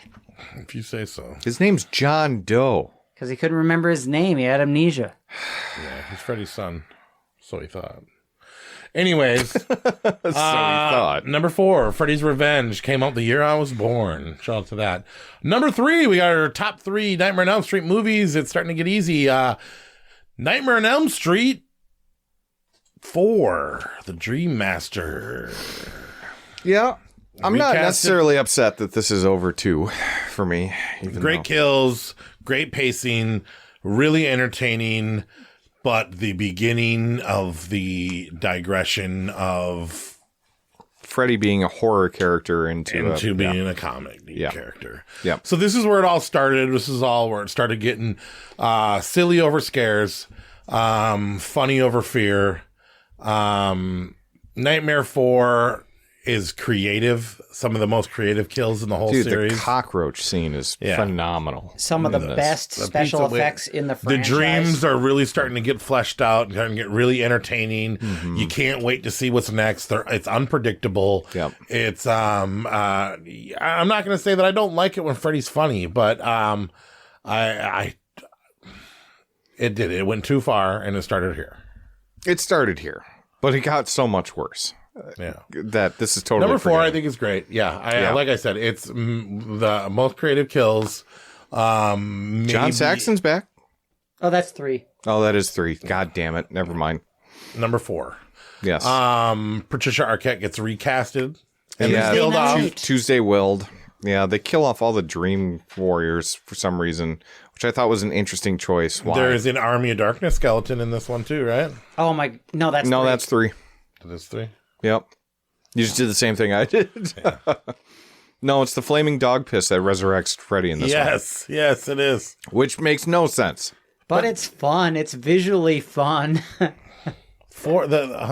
is the side quest on 3, but then they go back to the thing, and then he comes. It's back in the and, same thing, right? Same Because setting, it starts where 3 ended. Yeah. But he's resurrected by flaming dog piss. Now, how do you explain that? I don't know. There is still fear. I mean, and I still like this one. This is my number 4. If you go off Freddy versus Jason canon, people still remember him. People still fear him. That's enough to bring him back. Okay, so the flaming dog piss was just theatrics. He thought, what would be the best entrance? So this dog with a very terrible urinary tract infection. Same thing happened to Leprechaun. He came back to. He was pissed on? Yeah, did it come back in 4? Oh yeah. They piss on him in 4? I don't remember this at all. And then he climbs That's up the space piss one, right? stream. Yeah. Yeah, that's climbs my up least the favorite. piss stream and then bursts out of the dude. His magic powers go up the pee stream and then he bursts out the top. Yes, now I remember this. So that's just like a normal way to bring back characters. Just piss. Careful where you piss. Piss ignites thing. It's the essence of life in humans. Hey, that's true human fear. You're exposed. You're vulnerable. So number 4. I'll keep that in mind next time I miss my grandma. Yeah. The guy from Aliens in this movie. Which guy? Yaphet. Oh, Yaphet Kotto. Yeah, sure. Wait, no, he's in Freddy's Dead. He's the doctor in Freddy's Dead. Did we even watch this movie? You're thinking of the guy that looks like Bill Maher. No, he was in. No, this is the Ninja Warriors in this one. Oh, wait, that guy. Right? Yeah, that was 3. And then you bring in Lisa Wilcox. Yep. You'll need my power. Yeah, weird way you are to do one this. major league hunk. Weird way to just hand this off. Like, why didn't they just keep Tuesday Weld as the... She doesn't have the star power. What is it, Patricia Arquette? Yeah. Yeah, but did Lisa Wilcox? I thought she was better than Tuesday Night. Yeah. Yeah, Tuesday Weld is someone else. Tuesday Night, thank you. What a name. And she sang that song for... It's just really weird. It's just like, why did they decide to kill off the Dream Warriors? Because it doesn't make sense. I know that, what's her face? Alice starts getting the powers, right? Yeah. From all the other Dream characters, but like, why? I don't. She didn't get she got the character. She got her brother and, or did she get the Dream Warriors powers too? She kind of did. And she put. She'd get like kind of some of the karate from her brother. Yeah. And then she got smarts from somebody else. Like whoever Freddy kills, she almost gets their powers. Mm-hmm. Yeah, it's like the Vecna thing that's going on with Willow right now. Ooh, spoiler alert. What? What? Anyway, we'll just leave that there. But yeah, I like 4 is pretty nonsensical, but it has some of the best scenes in all of the Nightmare on Elm Street franchise that I just love coming back to it though. I love the waterbed kill. That is such a waterbed's very cool. Yeah. Waterbeds were so big back then. I think he did him a courtesy. Why is that? Dying like that. Oh, well, yeah, it could have been worse. He did have a pretty decent dream. Yep. How's that for a wet dream? Or what does he say? Yeah, that's exactly what he says. Yep. Yeah, and like I said, the whole weightlifting cockroach is just wild. And then wasn't the face sucker in this one too? Or no, that was because that's wanna suck face. Oh yeah, because she got smarts. She's got asthma or something like that. Yeah. Yeah. Mm-hmm. I do, and I love how the characters' personalities played into their death in this one, where they really got it cemented. It kind of foreshadowed what their deaths. He found your weakness and then exploited it in your dream, which makes sense. So that's actually kind of smart. The finale is probably one of the best in the franchise. The way they killed Freddy in this one, dude, souls coming out of Freddy. All the hands ripping out and awesome. shit like that. The bodies coming out of the chest. Yes. It is one of the most visually spectacular deaths in the franchise. Yeah. This has got some of the best effects in the franchise, right? I think this has got to be the best. Top tier. Yeah. I mean, there's Remaster? Yeah. Yeah. Okay. I mean, there's some great ones that we'll talk about soon. I mean, as much as we love 3, he exploded into light, right? And this one, fucking hands and limbs are ripping out of him. Yeah. Yeah. There's one. Well, the writing is kind of clunky as to how they beat him. Well, it just doesn't make sense. She says nothing really makes sense a rhyme, in this film. And then that does him in, shows him his reflection or whatever. Yeah. And he's cracking jokes too much in this one, but he still is Freddy. He's still doing some terrifying thing. I do like the whole thing that he's killing people based on their weaknesses, which is fun. But it's getting toasty in here. You think so? Yeah. Number 2. I know where you're going with this. Am I? I was just trying to segue. Number 2, Dream Warriors, our second best of all time. Now, this would have been a close tie, and I mean, I get stuck with this and the first one on being really, really close. I don't think there's a right answer. I think that if you do say that this would be the best, I would completely understand it. And if you asked me in 6 months, I might say that this one is a little bit more entertaining. But when it comes down, so I couldn't decide, and I actually had to look at a lot of things. I actually listened to other people on YouTube. But here's what I did. I did the awards. Gotcha. And when I did awards, I realized one kept on winning. And it wasn't this one, and that's why I'm okay with this being number 2. It was your number 1. It was our number 1. It was my number 1. It was our number too. 2's. No. Oh, no. It was our number 2. Yep, never mind. So Dream Warriors. Thinking of our number 1. After number 2, they get back on track. They set up some ground rules. They get some really likable characters. The most likable characters. The best cast. In the franchise. Best cast in the franchise. And John Saxon returns. Heather Langenkamp comes back. Nice to see the old characters. The coolest place. We're not on Elm Street. Nope, but we're in Weston Hills. But we are on kids that used to live on Elm Street. Yep.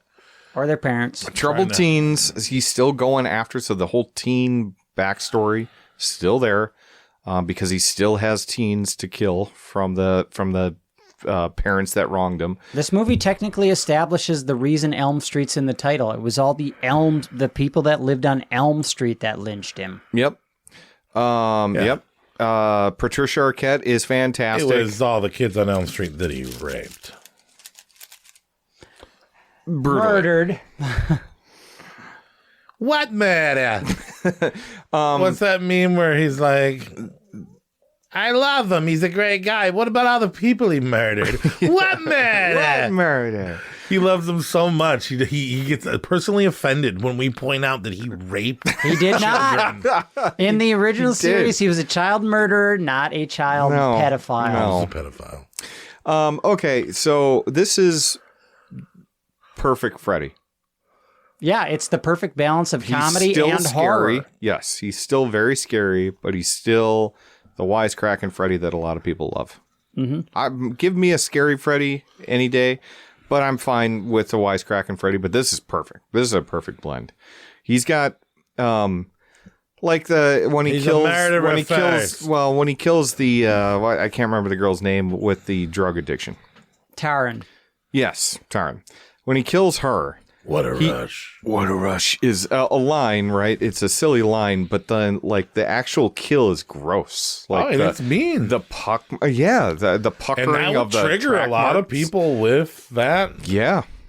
I still think one of the best kills in the franchise is the television puppet master. Okay, I would agree. That makes me cringe every time. But here's I the thing: see it. You can feel these characters in this movie were so fleshed out and so great. Everybody had somebody to relate to. You maybe were related to the puppet master guy. I related to Jennifer, the TV girl that was obsessed with television, burning herself with cigarettes. I think that that's one of the best kills of all time. Though I mean, it is. Probably the best one-liner, too. Welcome to prime time, bitch. Your big break in TV.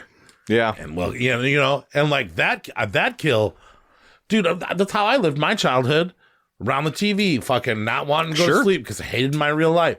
You know what I mean? TV was my escape, and to be killed by the thing that you loved, that one thing, that resonated with me. I still think... ex-drug addicts are going to relate to the fucking heroin fingers. Dude.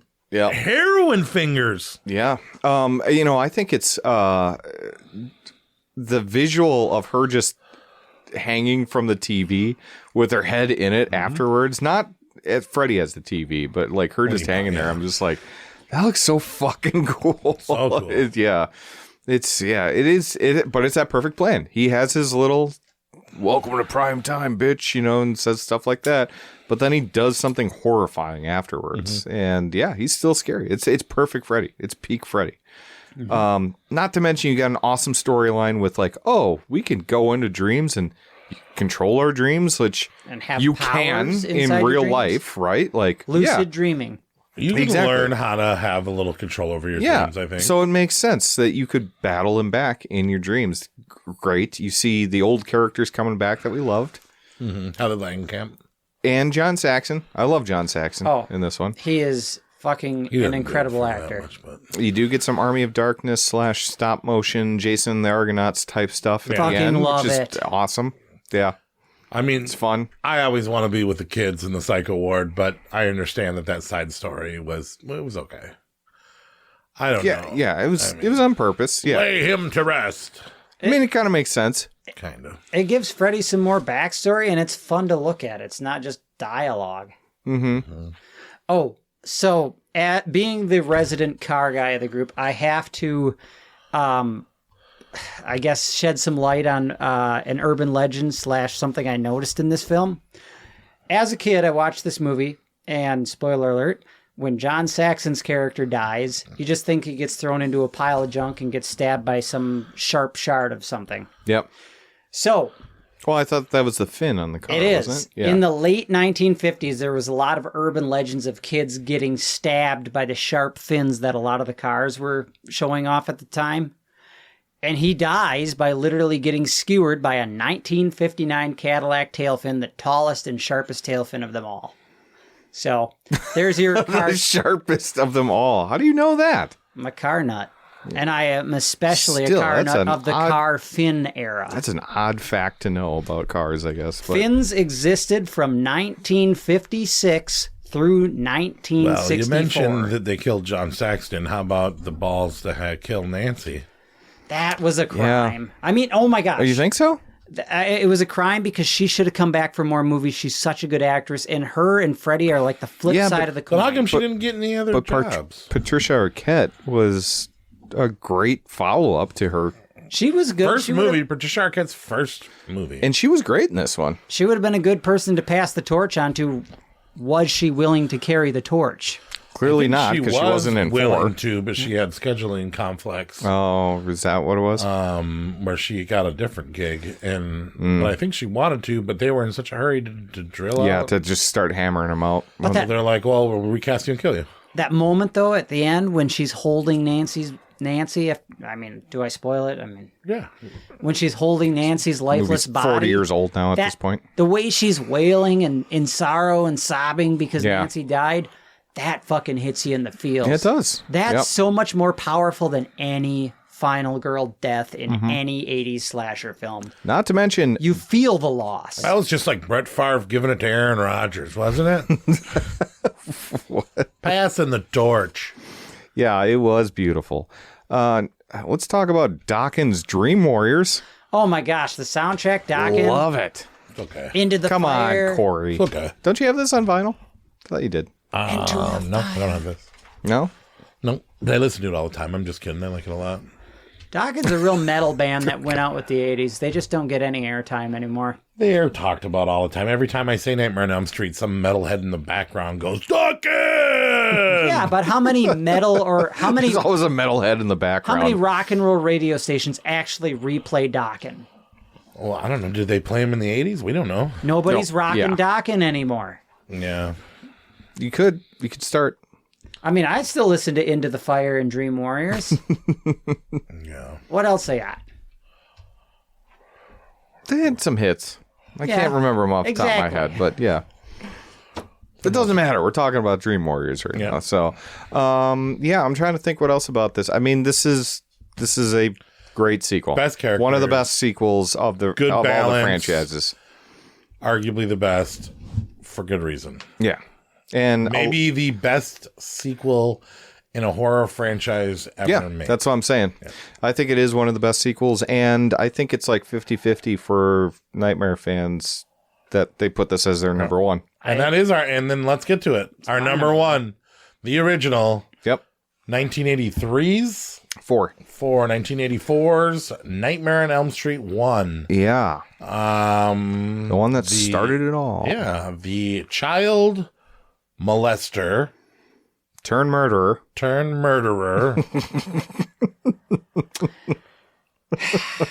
Comes back. I am still encouraging He fans. literally molests Nancy in the first movie in the tub. No, he he is doesn't. He very doesn't. creepy in there. He's creepy, but he doesn't touch her at all. The tongue on the phone. That he does. He licks her in the mouth, bro. You're my boyfriend now. And when he's in the bed with her and he's holding her. What? He's got rapey vibes for sure. He's wrestling with her. He wants to stab her. Is that what you do when you're that close to a girl in a bed? Wrestle? That's what you call it, wrestling? Yeah, I walked in on my mom and my dad wrestling once. They weren't wrestling, bud. He was trying to stab her. With 4 blades instead of 1. Nightmare on Elm Street 1, I think, is arguably one of the greatest horror films of the 80s. I think it's a perfect storm. We took slashers, we made them supernatural. We gave the birth of Johnny Depp's first film. We had all likable characters. They pulled the psycho switch. Remember how Hitchcock in Psycho made you think you had a main character and then killed her and then gave you the real main character?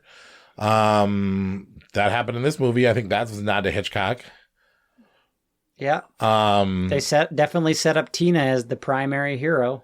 Yeah, and then they pulled her out. You watching something over there, Nate? I'm looking up the pedophile angle just to give Jacoby his due. Jacoby another peg down after Freddy's dead? No. He might be technically right on this. It was heavily implied that he was a child molester, but they pulled back on it because apparently there was some like child molesting going on in the news in real life, so they really dialed it back. To child murderer. But they might be right on this. But as far as script goes, your whole bit and is character lore goes, he was a child molester. He was the creepiest fucking... They pulled it back because there was something horrific happening in the news, and they knew that it would be. Yeah. Do you think that Freddy Krueger would have become as big in pop culture as he has if he was blatantly a pedophile? Yes. Because he did, and he was. Wes Craven's original script, so this is what I was looking up while you were talking about it. He did say that was the worst thing a human could be. And he wrote him as a child molester. Mm-hmm. So that was Wes Craven's initial thing. It was the molester whole and reason murder. why they hired Robert Englund, because he had such a good background in that. In molesting children? Molesting anything. Rob, if you're listening, I don't stand by that. Oh, yeah, you haven't seen Galaxy of Terror or any of his other old films? I saw Galaxy of Terror. That was his jam. The big slugworm thing. He was in throughout the franchise though. They do have things like Dream Child and Freddy vs. Jason. There are strong implications and subtle allusions to sexual predatory behavior, such as newspaper headlines in the background referring to him as a child molester acquitted. Oh yeah, creepy one-liners and scenes with that's why they sexual murder him, undertones. because they couldn't land. There was a high-profile child molestation case in California at the time, so because of that sensitivity, they walked it back. But throughout the franchise, it's alluded to, heavily alluded to. Yeah. Well, it's easier to watch Freddy flirt with a bunch of 20, 30-somethings pretending to be 17 or whatever. Well, yeah, I wouldn't want to see little kids in this film. I mean, do you want Freddy flicking his tongue at the Stranger Things kids? Well, yep. It depends. Are we talking season 5 or season 1? You got a valid point. They're like 30 now, right? What's the story with the girls jumping rope? Who are they? Former victims that he murdered. You think so? So he's been at it for like, what, 20, 30 years? Are you before sure he gets that's caught? not supposed to be fucking Tina and Nancy? Really? Somebody said that once.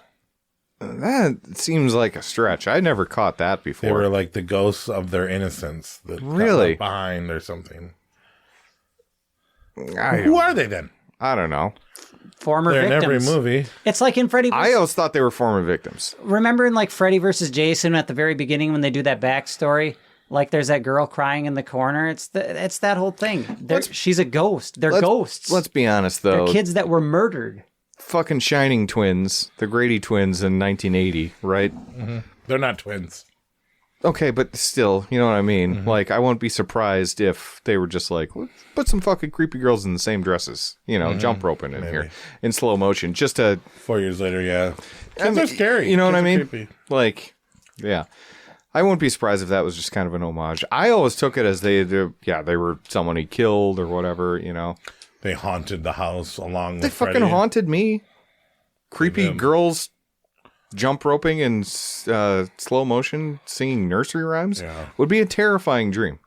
Do you think that Nancy's mom was a bad parent, or both of her parents were bad parents? I think they're kind of both. I think her 80s dad bad was parents. a little neglectful, but he was like one of those old dads where he's just like, I gotta work for a living. You gotta take care of the family. Then her mom was a full-blown alcoholic. And a whore. And a whore? She could have been Sydney's mom. Well, Tina's mom was the one that fucking ran off to yeah. Vegas with her dad, or not even her dad, her boyfriend. Tina's mom was the whore. Nancy's mom was. Yeah, I never got that as Tina's mom. Not as bad as Sid's mom in Scream. Definitely not. No. My father was fucking your slut mother. Take it easy. So we got that's what Screed Ulrich says in that. That's a quote unquote line from He's in Scream. Five Nights at Freddy's too. Did you hear, by the way, I'm totally digressing, but the character arc for Scream 7 was supposed to be Melissa Barrera was supposed to be the killer. Mm-hmm. It was supposed to be a 3-movie arc of her becoming the killer. They were going there. And Skeet Ulrich has come out and said that he is not in Scream 7. Oh. Yeah. Because that was he would only be there if she was there. Because he's in her head manipulating her to be the Speaking killer. of twist endings, Nightmare on Elm Street 1. Thank you. Let's get us back on track. 3 different endings. And one of the alternate endings wasn't not having Nancy's mom get sucked through a tiny window. As a blow-up doll? Like Stretch Armstrong. It does look pretty bad. I'll give you that. The car thing's cool, though. But do you like it? I like the car where the top goes up. Yeah. The top goes up and they ride off into the fog. I think that's really cool. There's a different alternate ending where Freddy's driving. There's a different edit. I remember seeing that. That would have been good too. I'm not gonna lie. I can't the end of Nightmare on Elm Street. Every time I watch it, that's the worst part. If I'm not paying attention, I make sure that I'm ready. I actually pull out a bag of chips. And you're gonna watch that mom get sucked through. Sometimes I rewind it and watch it like 2 or 3 times. It's so bad. That's the one it's thing. so bad that it's great. Yeah, but it's like what a second and on screen time. And on VHS, I bet you it didn't look as bad. They had 3 possible endings, and they picked the worst one. Well, it was the biggest jump scare. That's why they did it. And it set it up for a sequel. Well, yeah, but the other one set it up for a sequel too. The car did set it up for a sequel. Or Freddy driving sets it up for a the sequel. her getting sucked through the window is in every ending. The alternate ending isn't her getting pulled through the window. That happens in every version. The alternate endings are where the car goes. I'm not in favor of George Lucasing a film, but this is one they might want to just do that too. You think should have put Jabba the Hutt in? Might be better than that blow-up doll. Big blow-up doll's slug good. pulling her in. Yeah, I can't do a Jabba the Hutt. No, just get rid of the blow-up doll scene, have the car drive off at the top up, that's enough. What's your favorite part of Nightmare on Elm Street 1? I love that Tina is great. Johnny Depp is a very close second. His death scene. Both those deaths, okay. Both those deaths. I love how smart Nancy is, though. Like, I always forget for some reason that she starts booby trapping up the house. And I think that's really cool. I let Ray watch this, and she actually didn't like the film because of Nancy. What? Because she's not a great actor? Yeah. Yeah. I get that. Every time I watch that, I'm like, great character, not a great actress. Captivated the boys, but I'm telling you what, it's not tricking the fucking 13-year-old girls of today. No. She said that is what... Come on, Jacoby. She goes, that's the girl that you were, like, obsessed with when you were a kid? And I was like, yeah. And she was like, she fucking sucks at acting. Heather, if you're listening to this, I still think you're a phenomenal actress, even in the first movie. She's not listening to it. I've met her twice now. Yeah, she's definitely not listening. She's nice, but she's awesome. She's not going out of her way to help some guys like us out. No, and that's fine. I just hope Miko Hughes is listening. We know what you did. Days of the Dead. We were there. Or was it? It was Days of the Dead. Yeah. Anyway. Yeah, come on. You think that she was a great actress in this? I mean, chalk it up to her being a teen. This is her first acting role. I liked her. She was a lot better than a lot of final girls. And she was great, but she did do a pretty bad job acting in the first like film. What lines of dialogue? I think she was a strong character. She just wasn't great. You know, she didn't have a lot of... I mean, I'll give her a pass, but I'm saying there was some line deliveries that were like unnatural. What stands out to you? Where's the moment where you're like, oh, that could have been better? Every time she talks. I don't know. When she pulls the hat out. That's a cop out. Dramatic. When she's telling Johnny her Depp, friends are dying and her parents she's telling aren't listening Johnny to her. Depp or Glenn to wake her up, and the way that she's screaming in an unnatural, unhuman way. When she's talking to her drunk mom about all that stuff, that always stands out to me too. But whatever. I'm not trying to diss her. I'm just telling you that this happened. I don't pick on acting in slasher films because none of it's especially good, right? by people that are 17 years old. Compare Heather Langenkamp's acting in this movie to most final girls. Where does Tina she did rank? a better job acting than Tina Nancy. did do a better job on this. Yes, I agree. Okay, but Patricia compare Heather Arquette. to the rest of the franchise. And Patricia I'm not even saying... Arquette did better. Yes. Heather Langenkamp in 3 did better than Heather Langenkamp in 1. Heather Langenkamp in it was her Nightmare first did better. film. It was Okay, her compare it first to film. Friday, compare it to Hellraiser, compare it to Halloween, compare it to all of them. Everybody did better Heather than Nancy. Langenkamp is a better actress, bar none, than any of them. No, then why doesn't she get any other jobs? Heather Langenkamp... She was in Shocker for 3 minutes because Wes Craven owed her one. She has not starred in another movie She was supposed to be. She was supposed to be. Every casting director in the world agrees that she's not that great of an actor, but people love her. She's the Matthew Lillard of fucking Final Girls. I bought Heather Langenkamp's acting in this better than Laurie Strode in Halloween. And fucking... You're too close. You're too close to this franchise. What's her name? Who played Laurie Strode? Jacoby. Jamie Lee Curtis? Jamie Lee Curtis. How did Jamie Lee Curtis blow up to be such a big star? I mean, her screaming when Michael's chasing her, Heather bar none beats her out. Jamie Lee Curtis showed her tits. Bro, that's how she became famous. We got some side boob from Heather. You're too close to this franchise. You shouldn't be critiquing. We got some tasteful side boob from Heather. and I think you're blindsided. We all love this movie. Jamie Lee Curtis never showed her boobs in this franchise. You're correct, sir. In the Halloween franchise, never showed them. You're correct there too. Or in this franchise. Yeah, I said it wrong, but Nightmare on Elm Street's good. Heather Langenkamp is one of my favorite characters of all time. She was a big crush on me when I was young, but I can look at her performance in the first film and say that she was a little wet behind the ears. I'm not sure I know what that means, but I would agree. Green. A little green. Gotcha. A little fresh. So I don't know. Nightmare on Elm Street is one of the greatest horror films of all time. It started off one of the greatest franchises of all time. Mount Rushmore character. One of top 20 movies I've seen more times, watched over and over and over and over and over again. I mean, I watched Fight Club more times, but I do like Nightmare on Elm Street better. Was 2 Freddy films in the top 20 then of movies you've seen the most? Freddy versus Jason too? Maybe, yeah. Yeah. I could see both of those probably being in some of my most watched of all time movies in my lifetime of 40 years. Nightmare on Elm Street, what a pleasure. What a Christmas gift. I don't know. Let's recap our list. At number 9, the 2010 Nightmare on Elm Street remake. At number 8, Nightmare on Elm Street Part 5, The Dream Child. At number 7, Freddy vs.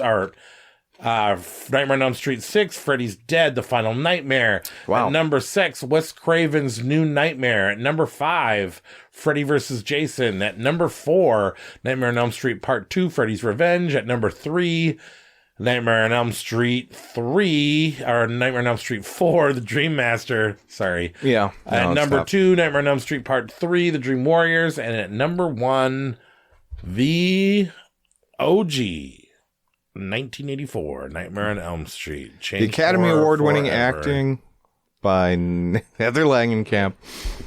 Yeah, she was great, but she didn't. If she came up to you right now, Jacoby, I was like, I've met her twice before. Take me, Jacobus. She calls you Jacobus. It's a weird thing.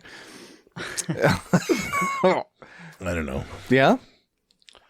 Yeah. You'd leave Kayla for her? If Kayla gives me permission, I'll go for it. Okay, there you go. Are you going to call her and ask her for permission? I would. Well, if she says, I would. Choose it right now. If you call her, just forget it. Well, I'm a faithful boyfriend, so I guess I'd have to pass her up. Kayla to forgive you. That's what I say. Ask for forgiveness, not permission. And then It might just Kayla gives you permission. And then you start taking off your clothes.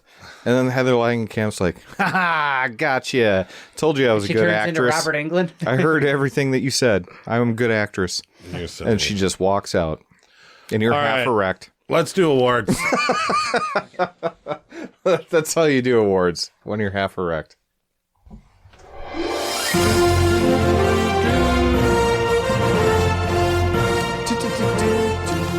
Here we are, dashing through the snow, on our way to save Christmas. The awards kind of for sounds like we ruined it, on but Elm yes. Street. Best art to Nightmare on Elm Street. Was it Part 1, Part 2, Part 3, or Freddy's Dead? Oh, that's tough. That's tough. I do actually really like the Freddy's Dead art. I love the hand reaching out. It's one of the greatest posters I have on my wall. Yeah. I really like it a lot. But sorry, that original artwork with the original concepted hand and Freddy on her bed dangling over there. Nightmare on Elm Street 1. Is it that one? Yeah. Yeah. It is good. I love the Nancy character's pose and the mystery of it, but it just feels a little disconnected from what you actually get. The naked underage girl on there, too. That doesn't hurt. It doesn't hurt. I've actually, just about every poster in this movie franchise is gold. There's really not a bad poster. I was just going to say that. What's the best one? I got to give it to 4. There's just, it leads so much mystery and so much action. Yeah, that's the one. Is that the rainbowish kind of one? Yes, there's the claws tearing up the ground in the front. Yep. You got Freddy's head at an angle in the sky, and then you've got like these hands ripping him apart in the middle of this bright junkyard. Yeah, I mean 3's fantastic too. It's iconic. I definitely with they're all standing on each one of his razors. See, 3 I get sick of looking at. I actually like 2 for my second best because that whole standing in the bathroom. That's really some good. Chilling, spooky art. With the melting eye. But number 1, hands down for me. Oh, yeah. Okay, now I know what you're talking about. All right, best song or music in a Nightmare on Elm Street movie. Was it the main theme? Was it Dawkins' Dream Warriors? Was it the metal soundtrack on Freddy vs. Jason? Was it Touch Me All Night Long from Part 2? Was it Dream a Little Dream for Me from the remake? Was it Tuesday Night Singing Nightmare from number 4? Was it Dramarama? Anything? The Fat Boys or the Will Smith raps. Kill Mo D's Let's Go Rap, which is a diss track to Freddy Krueger. You should give that another listen. The Goo Goo Dolls I'm Awake Now, or Iron Butterfly in Freddy's Dead when the stoner trips out on the TV. What about Iggy Pop's Freddy's Dead at the very end? Well, that's another one, but is that your favorite? Nah, look, I got 3 favorites in this. So yeah, Freddy's Dead it might have one of the better soundtracks per capita just because there's a lot in it. But, I mean, number 4's Dramarama really makes me want to do karate in the garage. Okay, I like that song. I fucking jammed to that song. That's your favorite song from the Nightmare on Elm Street theme? Yeah, I'm honestly going to say I like that one more than Dream Warriors. Dream Warriors is awesome, but Dramarama just gets you amped. What's yours? It's Dream Warriors. It's Dawkins. Yeah. See, I wrote down Let's Go Rap, Cool Mo D doing that diss track, but it's Dream Warriors. Let's be honest. I'm just a little sick of it. Best effects in a Nightmare on Elm Street movie. The original, Freddy's Revenge, Dream Warriors, Part 4, Dream Master, or Freddy vs. Jason. Best special effects. I think it's Part 4. It was really close between 3 and 4 with the Freddy snake and all the Freddy snake's so special good powers too. and such. Damn it! And Joey's dreams. Yep. But I guess I got to give it to 4 just because that finale is such a spectacle. Yeah. I'm giving it to number 1. As far as gore goes, it doesn't. No, as far as gore goes, but that the bed death and then the rotating room of Tina. Yeah.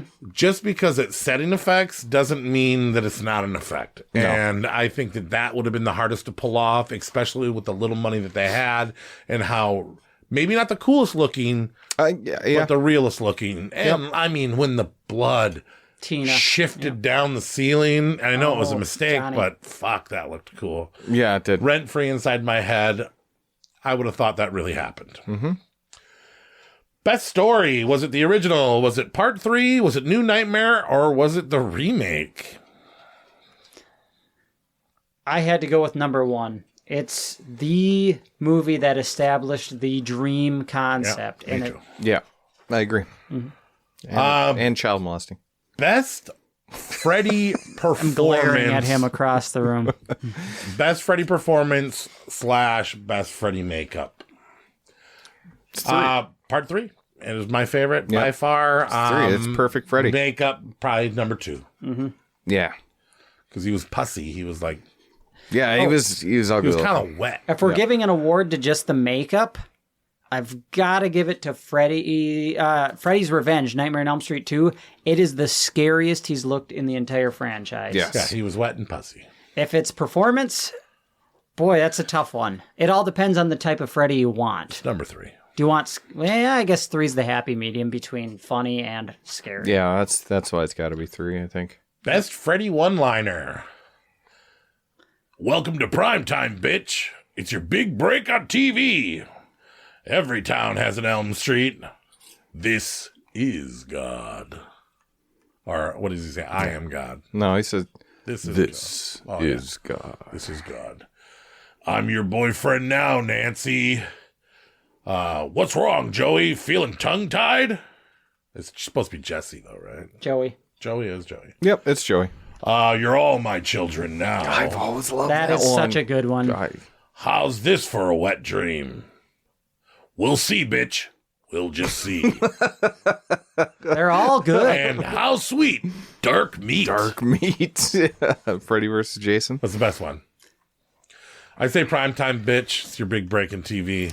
That one's his most iconic. I still like You're All My Children Now. That he improv'd. The only one that wasn't on script. Really? Mm-hmm. Oh. I'm really torn because that line in number 2, You're All My Children Now, kind of almost sums up the whole franchise. Mm-hmm. And it is visually spectacular with the flames fire behind and him him reaching out. It's very, very close to Freddy's Dead. Every town has an Elm Street with the smoke billowing behind him. That is cool. Yeah. I feel like they're both like neck and neck in a race, and I just can't pick one between the two. Well, you have to. Depends on the day. It's the hardness of the job. Comes with the job. I'm gonna on paper I have Freddy's Dead. Every town has an Elm Street, but now that I think about it harder and harder, Elm Street 2, You're All My Children Now, because he is targeting the kids. So great. What's yours? Oh, you already said that one. Yep. Best Freddy promo appearance from when Freddy showed up in a world that wasn't the movie, and I saw this clip of him on this Japanese game show. That's my favorite. I know he was on Goldberg. I know he was on the MTV. Goldbergs. I forgot about that. I didn't like that one, but what's your favorite outside of the movie Freddy moment? God, I can't remember. Some of them are really bad. God, there were a couple commercials, weren't there? You got one, Jacoby? I'm going to say his appearance in the Dream Warriors music video.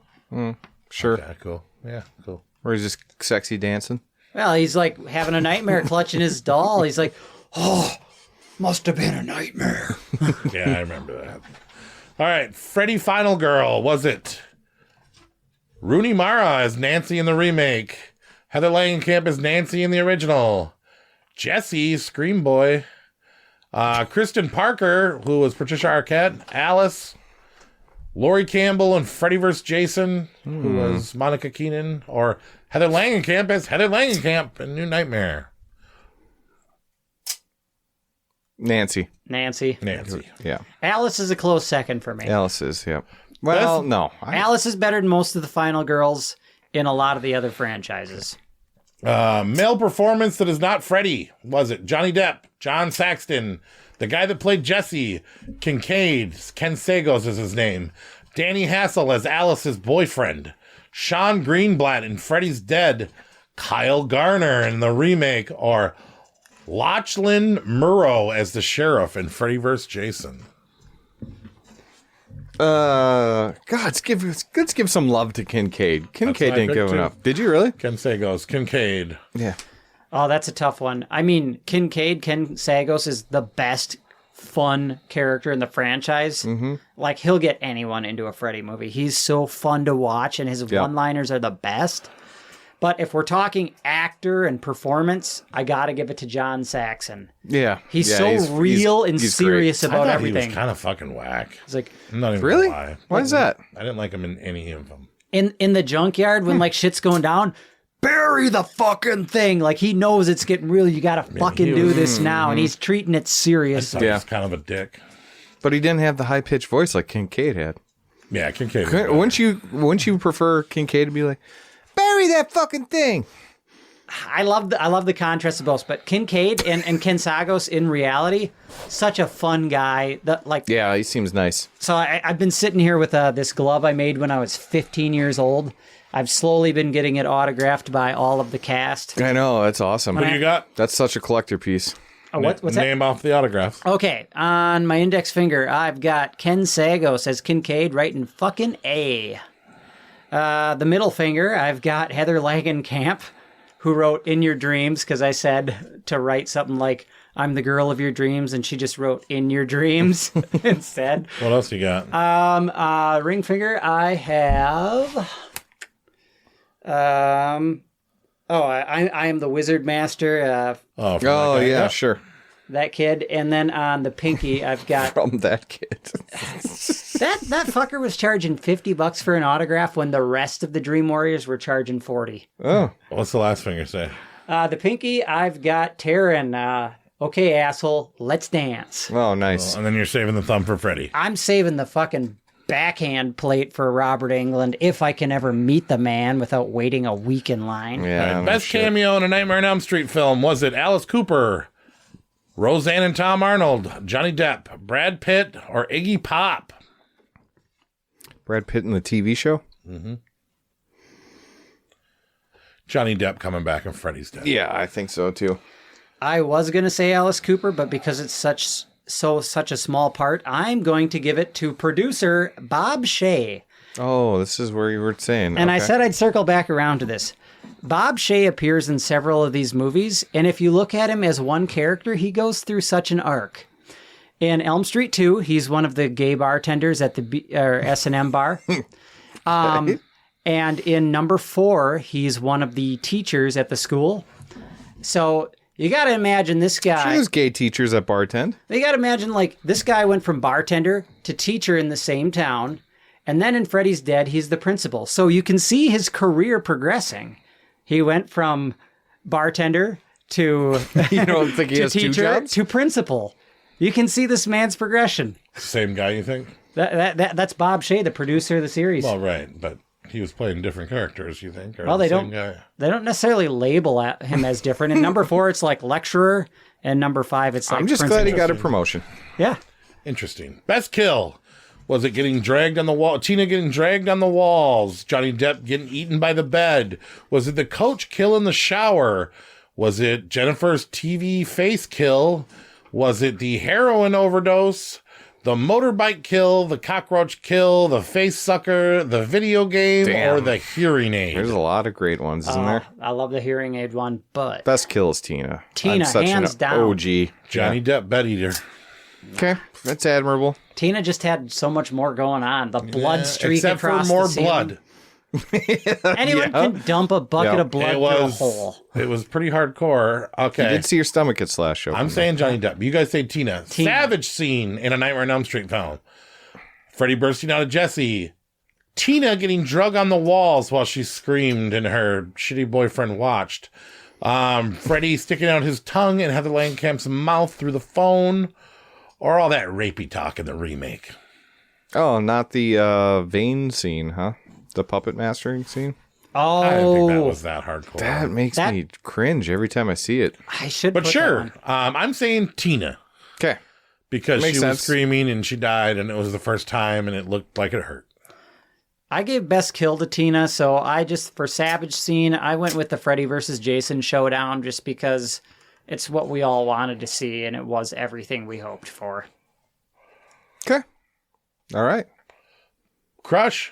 Was it Heather Langenkamp, Kim Myers from part 2, Tina from part 1, Alice from part 4 and part 5, Monica Keena from Freddy vs. Jason, Kelly Rowland from Freddy vs. Jason, Catherine Isabel from Freddy vs. Jason, Greta Catherine in Isabel. part 5, Mara Rooney, or that chick from Arrow in the remake. I'm going to go Catherine Isabel. Yeah, but she smelled like cigarettes. Go on. That's early 2000s Catherine Isabel. Yeah, that was big for me too. When I was like the ginger snips girl. Yeah. Ow, I caramba. But then she's a drunk. She smokes cigarettes. She's always getting trashed. She's a little slutty in this one. Slutty. Yeah. Who's your crush, bud? Hands down, Heather Langenkamp. All right, I'm saying Kim. Which one? I got to go part 3. Well, actually, that big hair with white stripe. I mean, she's hottest in part 1, but you don't want to say that because she's I just playing a 16-year-old. I'm a sucker for the 80s, and she rocks a really mean perm. Yes, she does. But in New Nightmare, man, New she's Nightmare, like she looks great. She's like my age. I could just see us, like if running away if I together. could take a time travel, or What about now? I'd still take her if she offered. I'm saying Kim Myers from part 2. I want to be the man that Jesse couldn't be. I commend that. Sure. Best tape you got? I got 1 through 5. Which ones? These ones? 1, 2, 3, 4, and 5 unedited. But the same ones. Can I see your number 1? You got the good one. Yes, I think. Yep, I do. Look at my number 2 has flaps on the bottom and the top. Can I see 2? I'd have to go look at mine. Mm-hmm. Okay, so I've got the whole series on VHS. I got lucky and came into it, but my number 1... You came into your collection? I got lucky. Like, you got lucky with the connect. None of the tapes work. They're all came right into all of them. They're worth a fortune. With the semen demon fish. I got nothing else to say to that one. Yeah, well, he's enjoying them. My number 1 looks like it was taped together by duct tape and got peeled That's off. my number 2. sometimes. That's why I put it in that case, because it's in rough shape. But I love the case to number 2. It's just like Freddy tearing open the face Feel of the how VHS. heavy they are, too. These are like a fucking... Yeah.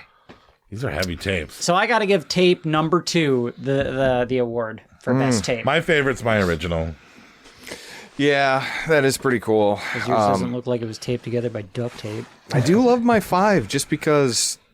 Is that the one with I think the it's a stroller? promo copy, though. Yes, but it is the unedited one, though. Mm-hmm. Yeah. Yep. All right. The Jacoby Made Top Cosplay Award. Who out of this franchise would you like to see him do? Jacoby talks a lot of talk about how big of a fan he is, and I don't know if I wanted to see him dress up Nancy as Freddy Krueger or Nancy Moore. Okay, hey.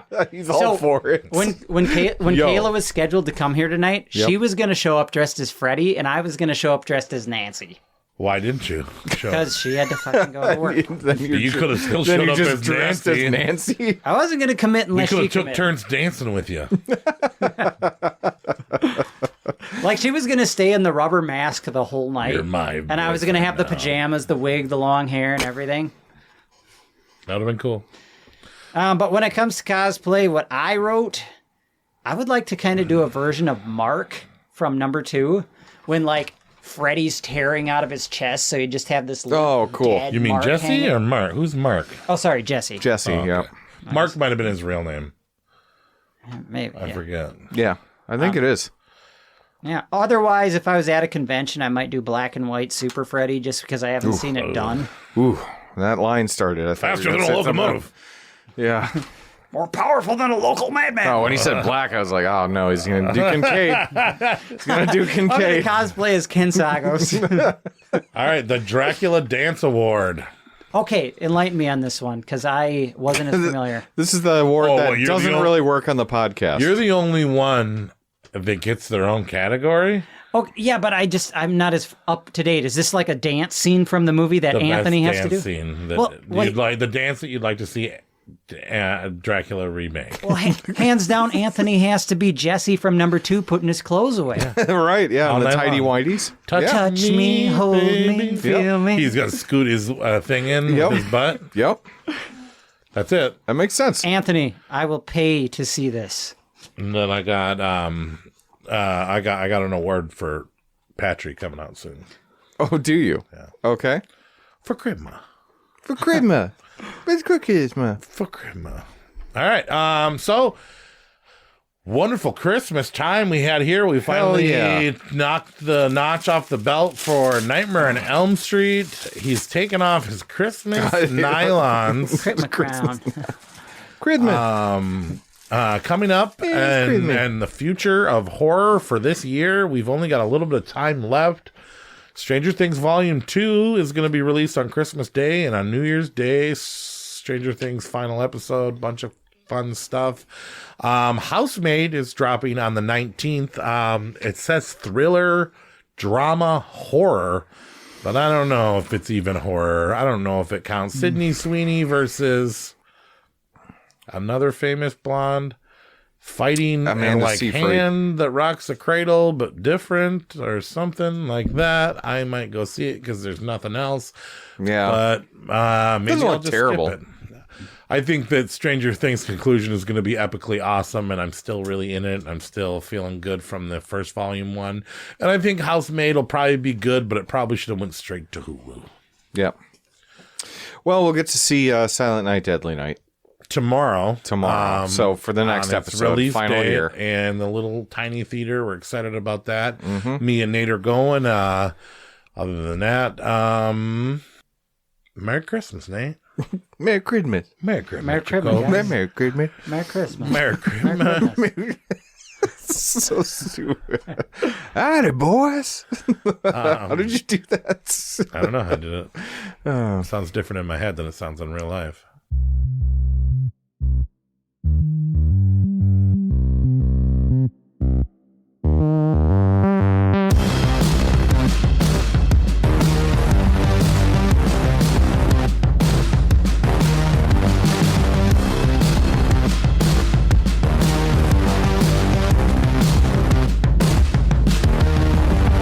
Santa's going to make I love send him on a special trip. I do love this Santa Claus. All the way to Elm Street to turn one very naughty boy into the Christmas character he was meant to be. Christmas creep. I love it. Just get some cheery Christmas music in the background over it. Yeah, gather around, boys and girls. Mm-hmm. I'll tell you a story. Merry Christmas. Merry Christmas to you. Merry Christmas to you. Merry Christmas to everybody. Merry. Does Santa have joy? Look at here. You want some crawdads? That's what it's starting to become. We'll buy you Christmas. I love Christmas tales. Black Santa. Yeah. I love a Christmas tale.